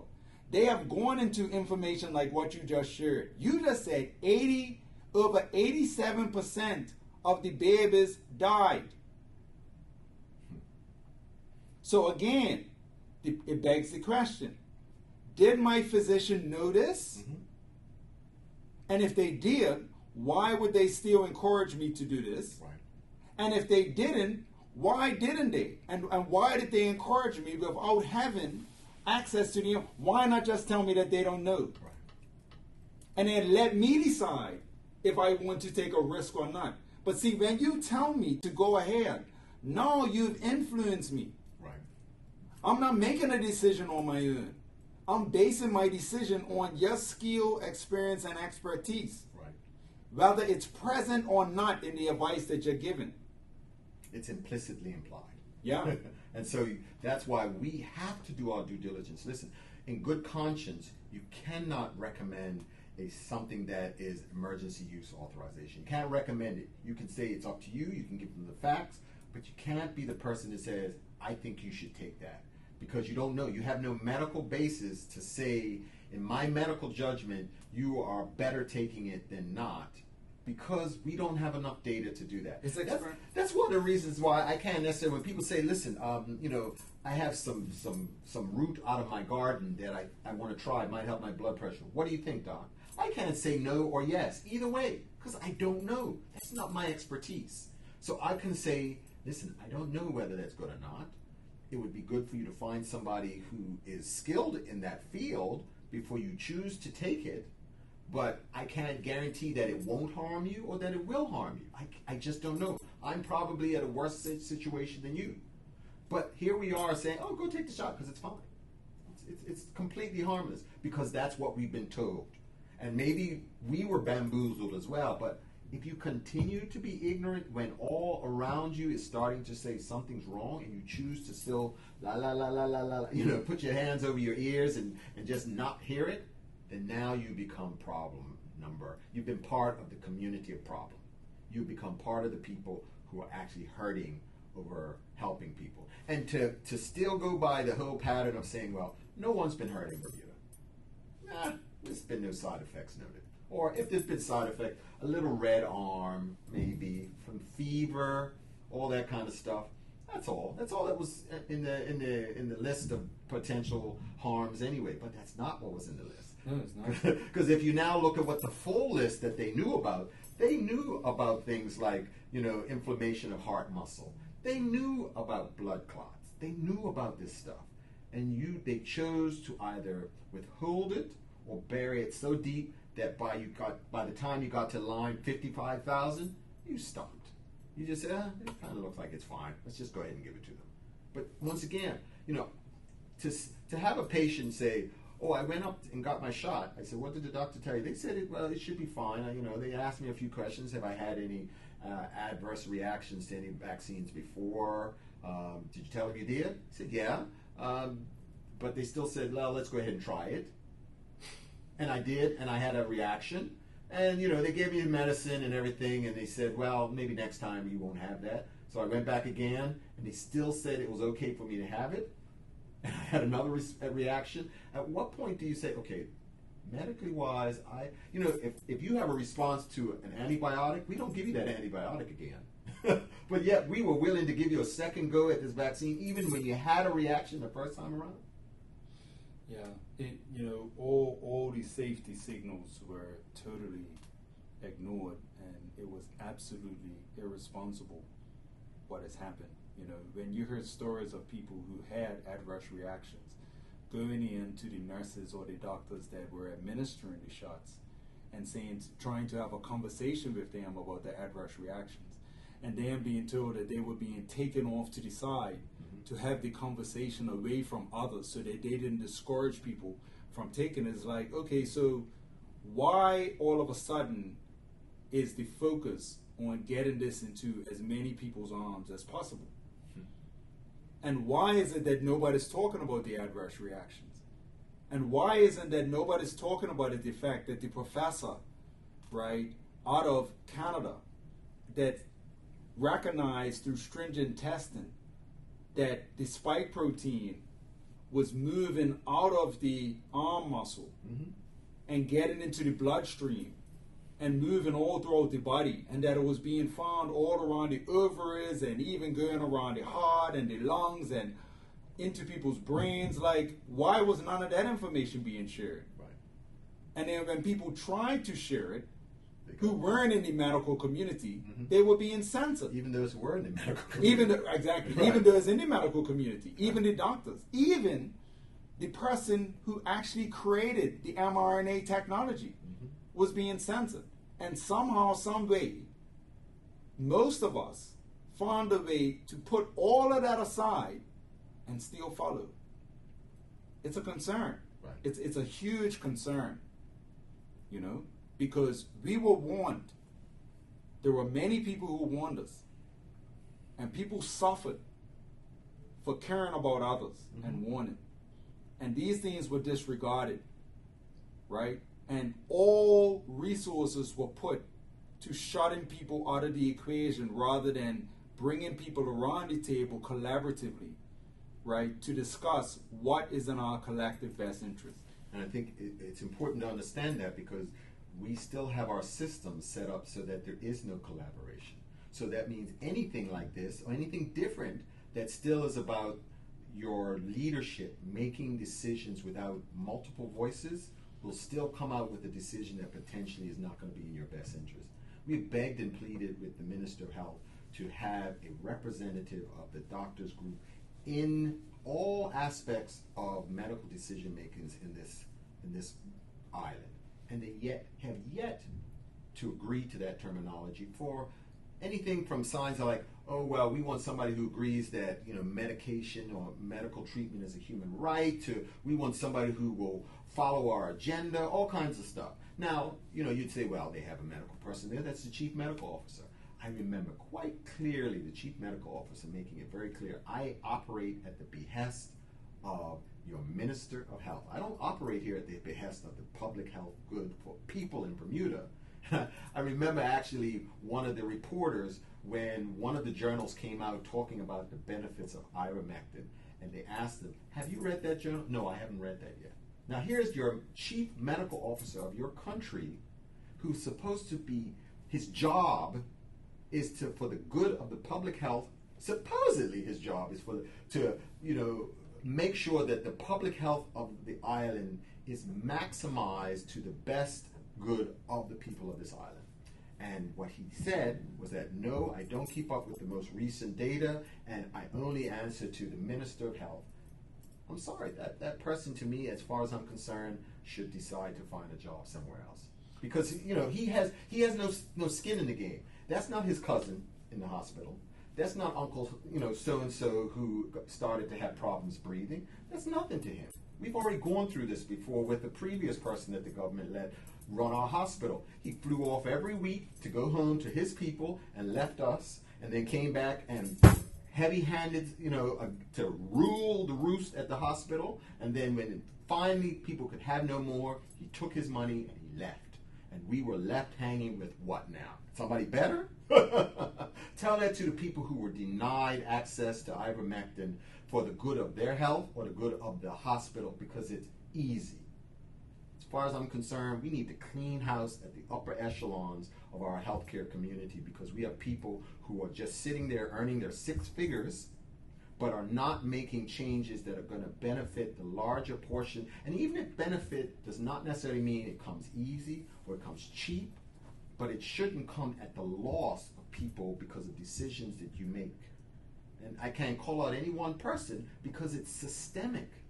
That people are, as people have seen in the island recently, how you get more and more companies and corporations that are buying up medical parts of the community.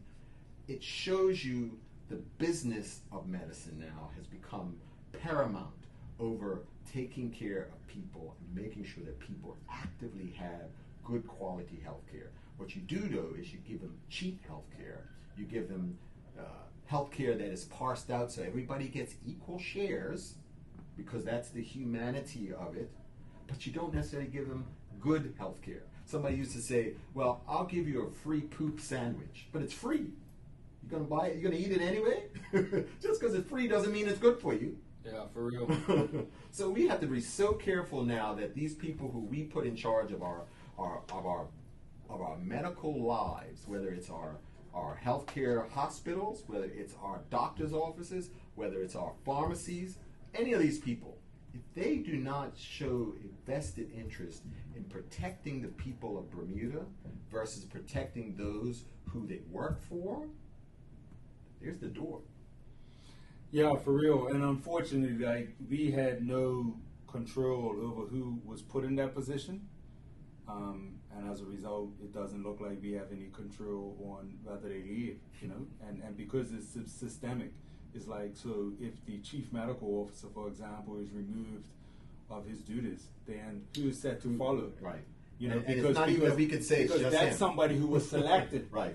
Somebody actually selected the chief medical officer. So I can't even blame the chief medical officer. No. Because from the outside looking in, it looks like he was selected intentionally and put there. It never looked like his own thoughts, right, and experience onto a situation. And that's not even saying those are good. You know what I mean? Once again, that's not what he was brought in for. But that's what I'm saying. From the outside looking in, it looks like it was very calculated, and he was positioned there for whatever that reason is. I have no idea. Right. But I, like many, are challenged to see, right, the benefit that his role has brought to the community since it's been in the role. Right. You know what I mean? And I would love to see some positives. I'm just not aware of any. Right. And this has nothing to do with him personally. No. Yeah. Because I don't even really know him personally. I have nothing against him as a person. But I'm just looking at the role that he has been asked to play. That has been asked to play, and I haven't seen anything in that reflects on a benefit. You know what I mean? So, and now as a result of these decisions and other decisions, this is the situation that we face, right? You know, as I shared with you, we've been looking at the government data on mortality. Okay. Right? Define what mortality means. Well, deaths, Okay. all-cause mortality, the Okay. amount of people that have died in Bermuda. Okay. You know? So, the population or the death rate has been increasing annually since 2017. That's Okay. what the data shows. And that's 3 years prior to the COVID beginning. Right. Okay. You know what I mean? So, but the increments were very small moving up. You know what I mean? Now, what's interesting is that in 2021, there was a huge spike. I remember, COVID was late 2019, and really Bermuda, from a Bermuda perspective, it became a Early real 2020. scenario early 2020. You see what I mean? The rollout of the jab started in 2021. Right. Right? And in 2021, when all the deaths were calculated, we had just short of a 30% increase in mortality in Bermuda. The increase in mortality between 2020 and 2021 was almost 200% more than the increase between 2017 and 2020. Right. Just to show the difference and the spike. Now, what's concerning is that we've actually interviewed people from all of the funeral homes in Bermuda, and they're all busier than they've ever been before. And what they are saying is that when you get the stats for 2022, expect to see higher rates of mortality. Now, again, we're getting beyond COVID, right? Right. And they're still busy now. So you can't pin COVID as the reason for this, right? Now, somebody may try to pin 2021 to COVID, right? But you definitely can pin COVID to 2022 and 2023, but they're still busier than ever, right? And everybody sees the number of deaths. So just to put it into perspective, right? Our deaths were somewhere around 500. In 2017, it was just below. And in the next few years, all the way up to 2020, it was just a little bit more, right? In 2021, we went over 700. We skipped the 600s. And the funeral homes are saying, look out for the data in 2022. Now, just to draw a parallel, this is not just a Bermuda issue, right? I've been privy to be a part of a few meetings of what's being called an insurance collaboration to save lives. This is an effort that's going on in America, saying that the ongoing crisis in excess mortality and morbidity and our proactive global insurance initiative to save 1 million lives. Now, they have realized that excess mortality using data out of America and Europe, right, has accelerated. And not just in older people, as you normally see, but it's younger people and middle-aged people where the excess mortality is increased in some cases up to like 200%. Right, because that's not the population you expect to be dying. Right. So this is not normal. Right. And they're saying like, okay, forget what caused it. We have a mortality issue. Right. And for Bermuda, that's worse because we don't make babies anymore. So we're killing all people at such a fast pace before this. Now we've just increased it without even touching the baby-making population. Exactly. You know what I mean? Eugene takes us back to that whole thing of pushing pregnant women to take the jab. You know what I mean? Right? So you have this collaboration going on, right? And they're looking at, like I said, data in America and data out of Europe. They were using some data out of Germany because the German government was very good at very good at reporting keeping their stats, right? And keeping their stats and things of that nature. So all around the world, people are seeing this excess mortality. And barring maybe America, I don't know about Canada, a lot of these countries that are keeping their stats are now starting to change their viewpoint on just boosting everybody because they're concerned enough to say maybe we need to pull back. So Germany now is reassessing their vaccine policy. UK, who's giving us our boosters, have reassessed their vaccine policies. So all of these big countries that were all on board are now thinking, okay, something's going on. And even if we can't say for sure it's maybe the vaccine, there's enough of a signal for us to say we need to pull back and reassess. I wonder how we're doing here in Bermuda. I'm still seeing the advertisements. Yeah, for real. I mean, I have to. I mean, people can think what they like about American politics, but I'm so thankful that America actually has an opposition. Mm-hmm.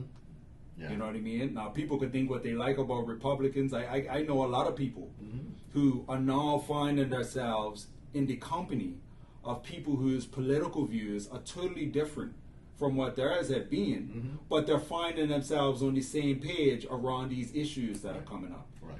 You know what I mean? So it's so good to see in America, which is why you have these congressional hearings.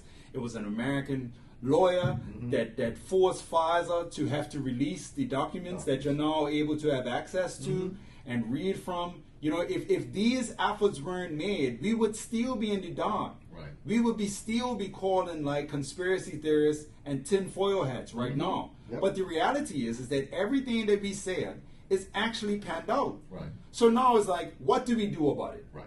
Because we can talk about problems all day, but how do we create solutions now? Well, I think to do that, we have to understand that if there is an issue here that's going on with vaccine injury, we have to understand potentially how the vaccine potentially could injure us. And then we can look at potentially how to offset that.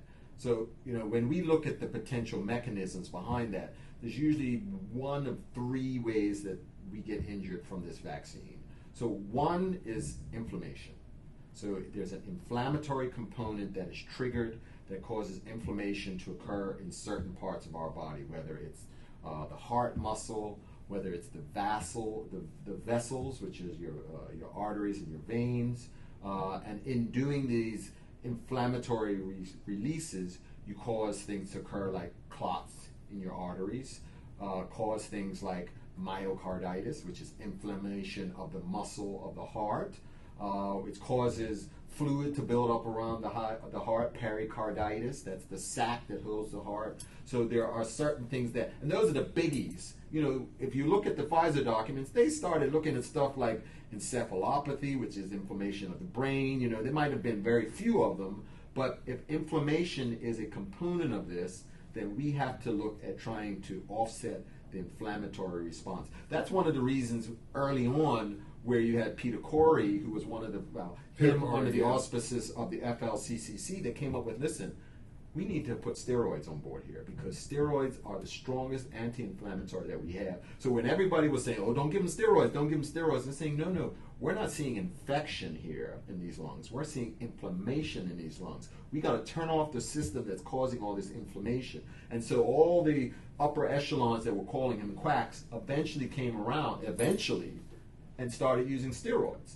But they saw it very early on that inflammation was a huge component of the injury that was coming from having, because in the end, this is a spike protein issue for most people. So whether it's spike protein, because there are some people who catch COVID and get sick from the spike protein, and then there's some people who get the vaccine injury from the spike protein. So we have to look at what this man-made spike protein is doing in our bodies. This is the same spike protein that they were told you would be harmless and that will protect you. That in reality is the most dangerous part of the whole man-made virus. Right. I just need people to wrap their heads around this. We were told that this was totally harmless. We were told that this experimental mRNA injection, right, was better than traditional vaccines because we weren't actually giving you the virus. We were just giving you a piece of it that was totally safe, that would help your body to build an immune response. And then what's actually happened is that they've given you the most harmful part. I really need people to wrap your minds around that. Right. And so barring inflammation, let's say you don't have that issue, then there's another issue which might be more insidious and not right away, and that's the immune issue that can occur. Because for one thing, there has been potential issues with how close the spike protein looks to other proteins in your body.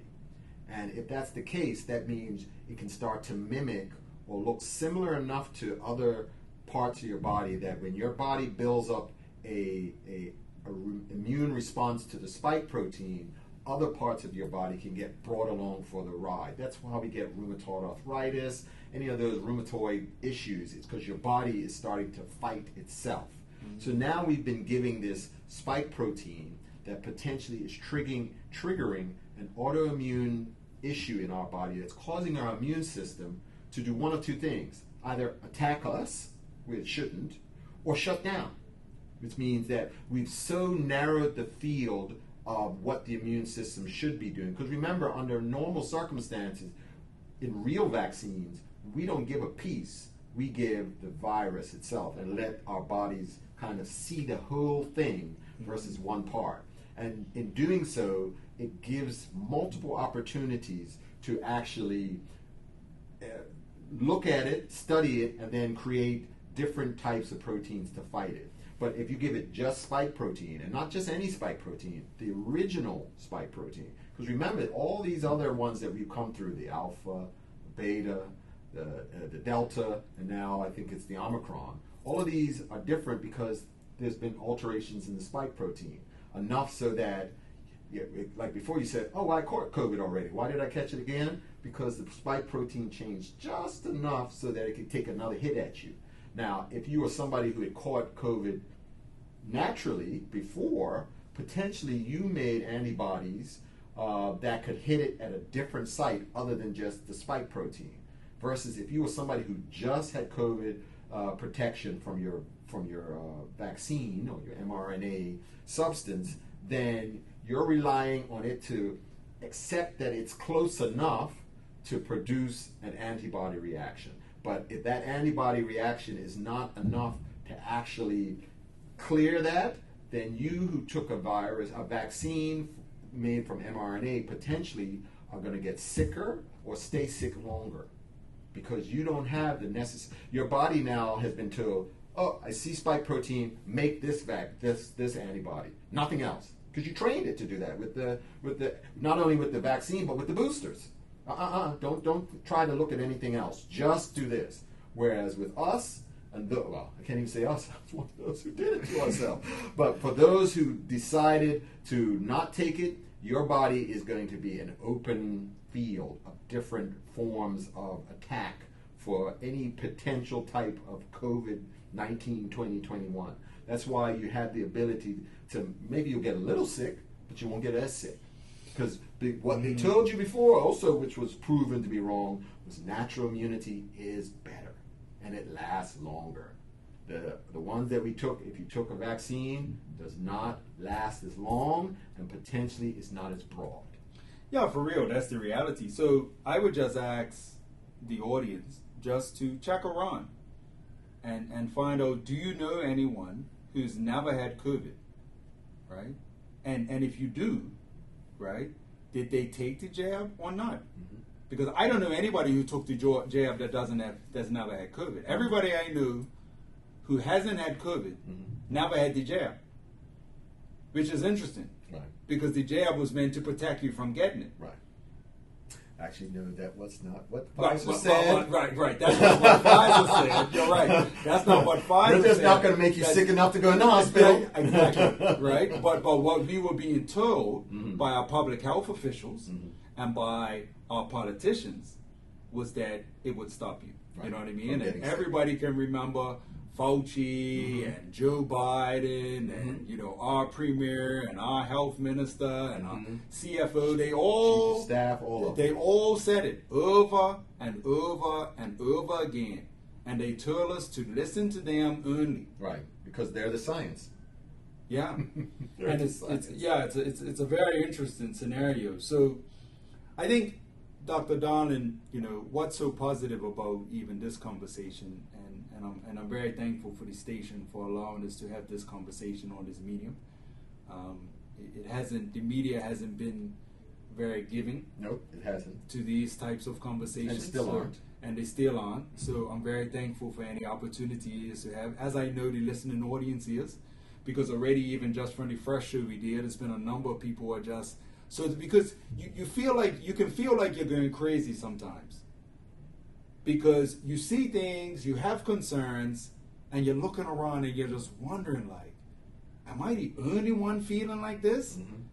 Why isn't anybody else talking about this? Right.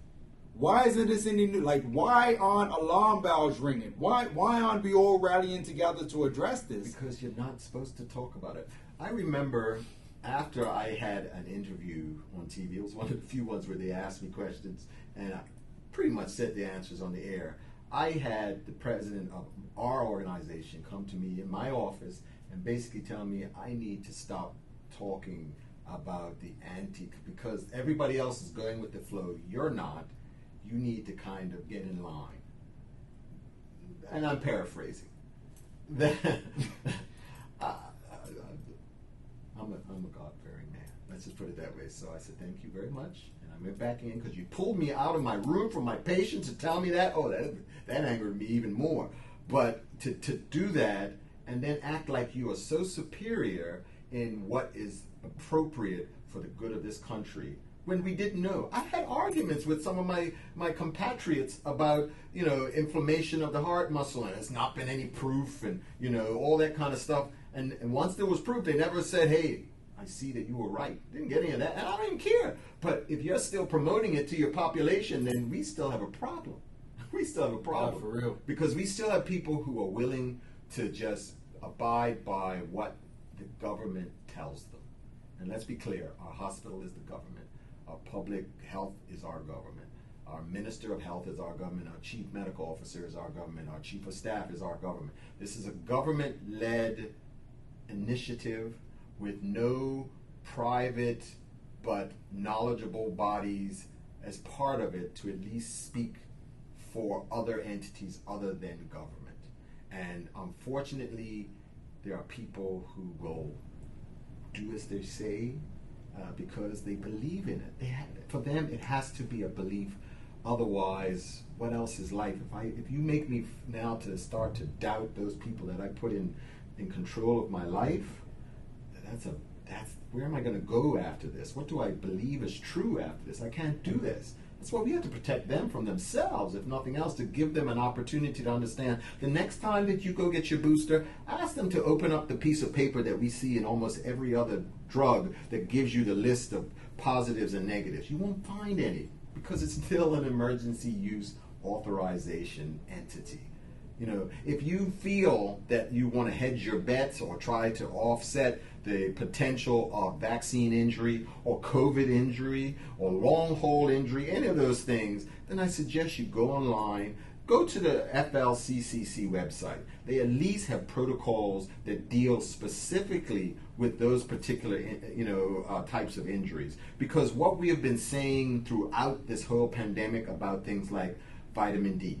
Vitamin D has shown above and beyond to reduce your risk of being sick enough to land in the hospital, to recover well. In fact, out of all this, we've started to see things where vitamin D is showing that it helps reduce the potential for dementia. It helps reduce the depression that causes people to feel like they need to commit suicide. So we're seeing so much positivity that has come from the fact that we should have been getting more vitamin D, whereas if we lived back in the motherland, you'd have that, but you wouldn't have anything on the bottom. So you'd have plenty of exposure to the sun. We don't get that anymore. We stay in buildings like this all day. So we don't get enough vitamin D. We found that remember when you'd have zinc lozenges when you had a cold or sore throat, because zinc helps to get the stuff that we need to get into our cells to actually actively push out the viruses. So that's why we were saying you need to get zinc in your cell. Not that zinc actually destroyed the virus, but it made the cells more hospitable for getting the things that we needed to get into those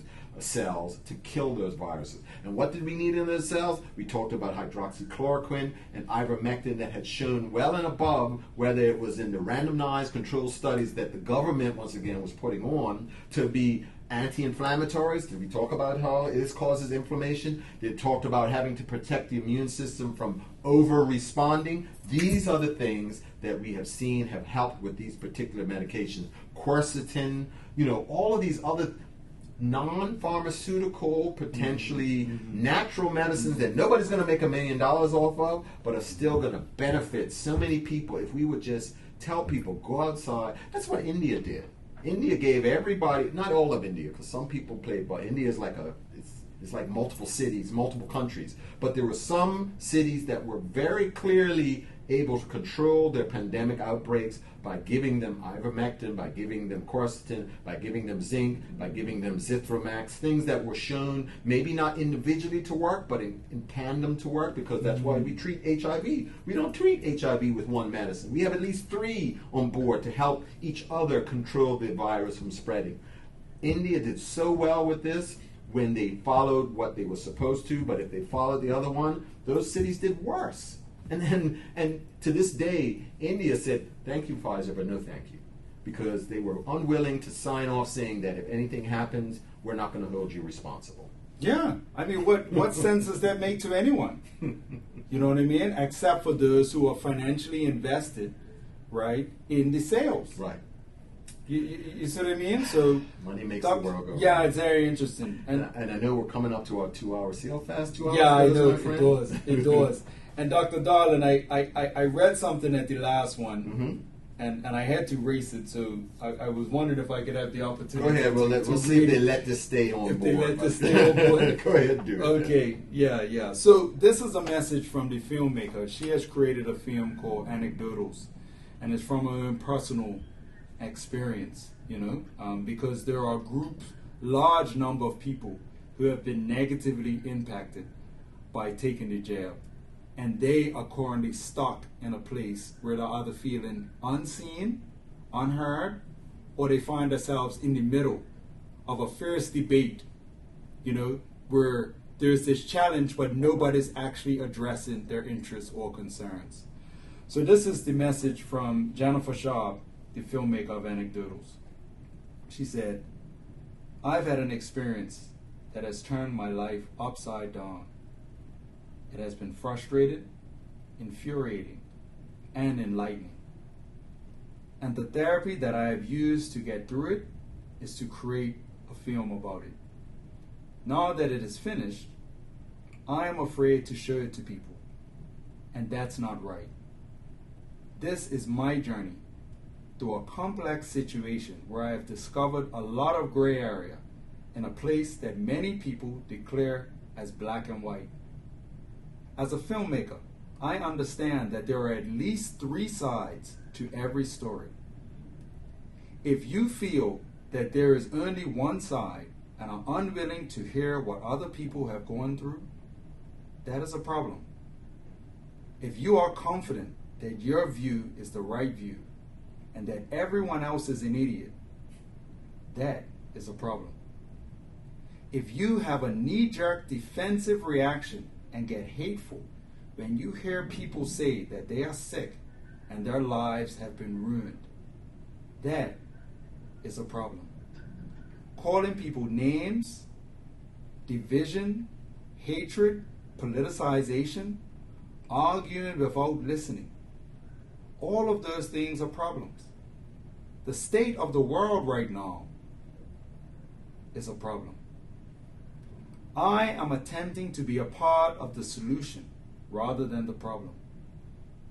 I began my film by telling my truth and sharing the things that I have seen that are shaping my place in the world right now. I am not trying to prove anyone wrong. I am not picking a side. I am just presenting my journey and all the questions that have accompanied it. If you are interested in being a part of the solution, I ask that you watch my film and listen without prejudice. I ask that you check any immediate reactions and be open to the wonder of evolving. If you find yourself shutting down and reacting, ask yourself why. And hear what I have to say. If you're not interested in being a part of the solution, then this film probably isn't for you. Humanity, compassion, empathy, growth. Finally, regardless of how you want to respond, there are a lot of very sick people whose lives have been ruined. They are in constant, debilitating pain. Their bodies have shut down. They are bankrupt, and many are committing suicide. It shouldn't matter if they are rare or not rare, or if they are able to convince you or anyone else as to why they are sick. Right now, they are alone with no answers and no support, and they deserve, if nothing else, compassion. Well, guys, that's the end of this show. I can't even add anything to it. Please come out and see the film on Monday. This will be this Monday, the 10th, at 7 p.m. And where's it located again? Speciality Cinema. Speciality Cinema. You can buy tickets on jointhecast.org or just go to the box office at Speciality Cinema. Beautiful. Thank you, Mr. Dean, for coming out and providing us another viewpoint. I hope it is beneficial to many people out there. I hope it's not going to be a burden to you, but you're used to dealing with burdens. You have strong shoulders. I guess until next time, guys, thank you so much for listening. Please tell your friends. Please encourage people who have somehow been pushed and made to feel less than during all this, because we need to make this right, and it starts in this case from the bottom up, because we ultimately have the power. We cannot keep giving the power to the top down. They make enough money and they have enough power for everybody, so we need to take some of it back and use it to make rational, good decisions for ourselves, but at least our decisions and not somebody else making it for us. Until next time, have a wonderful day, and don't go anywhere, because the Need to Lead will be up next.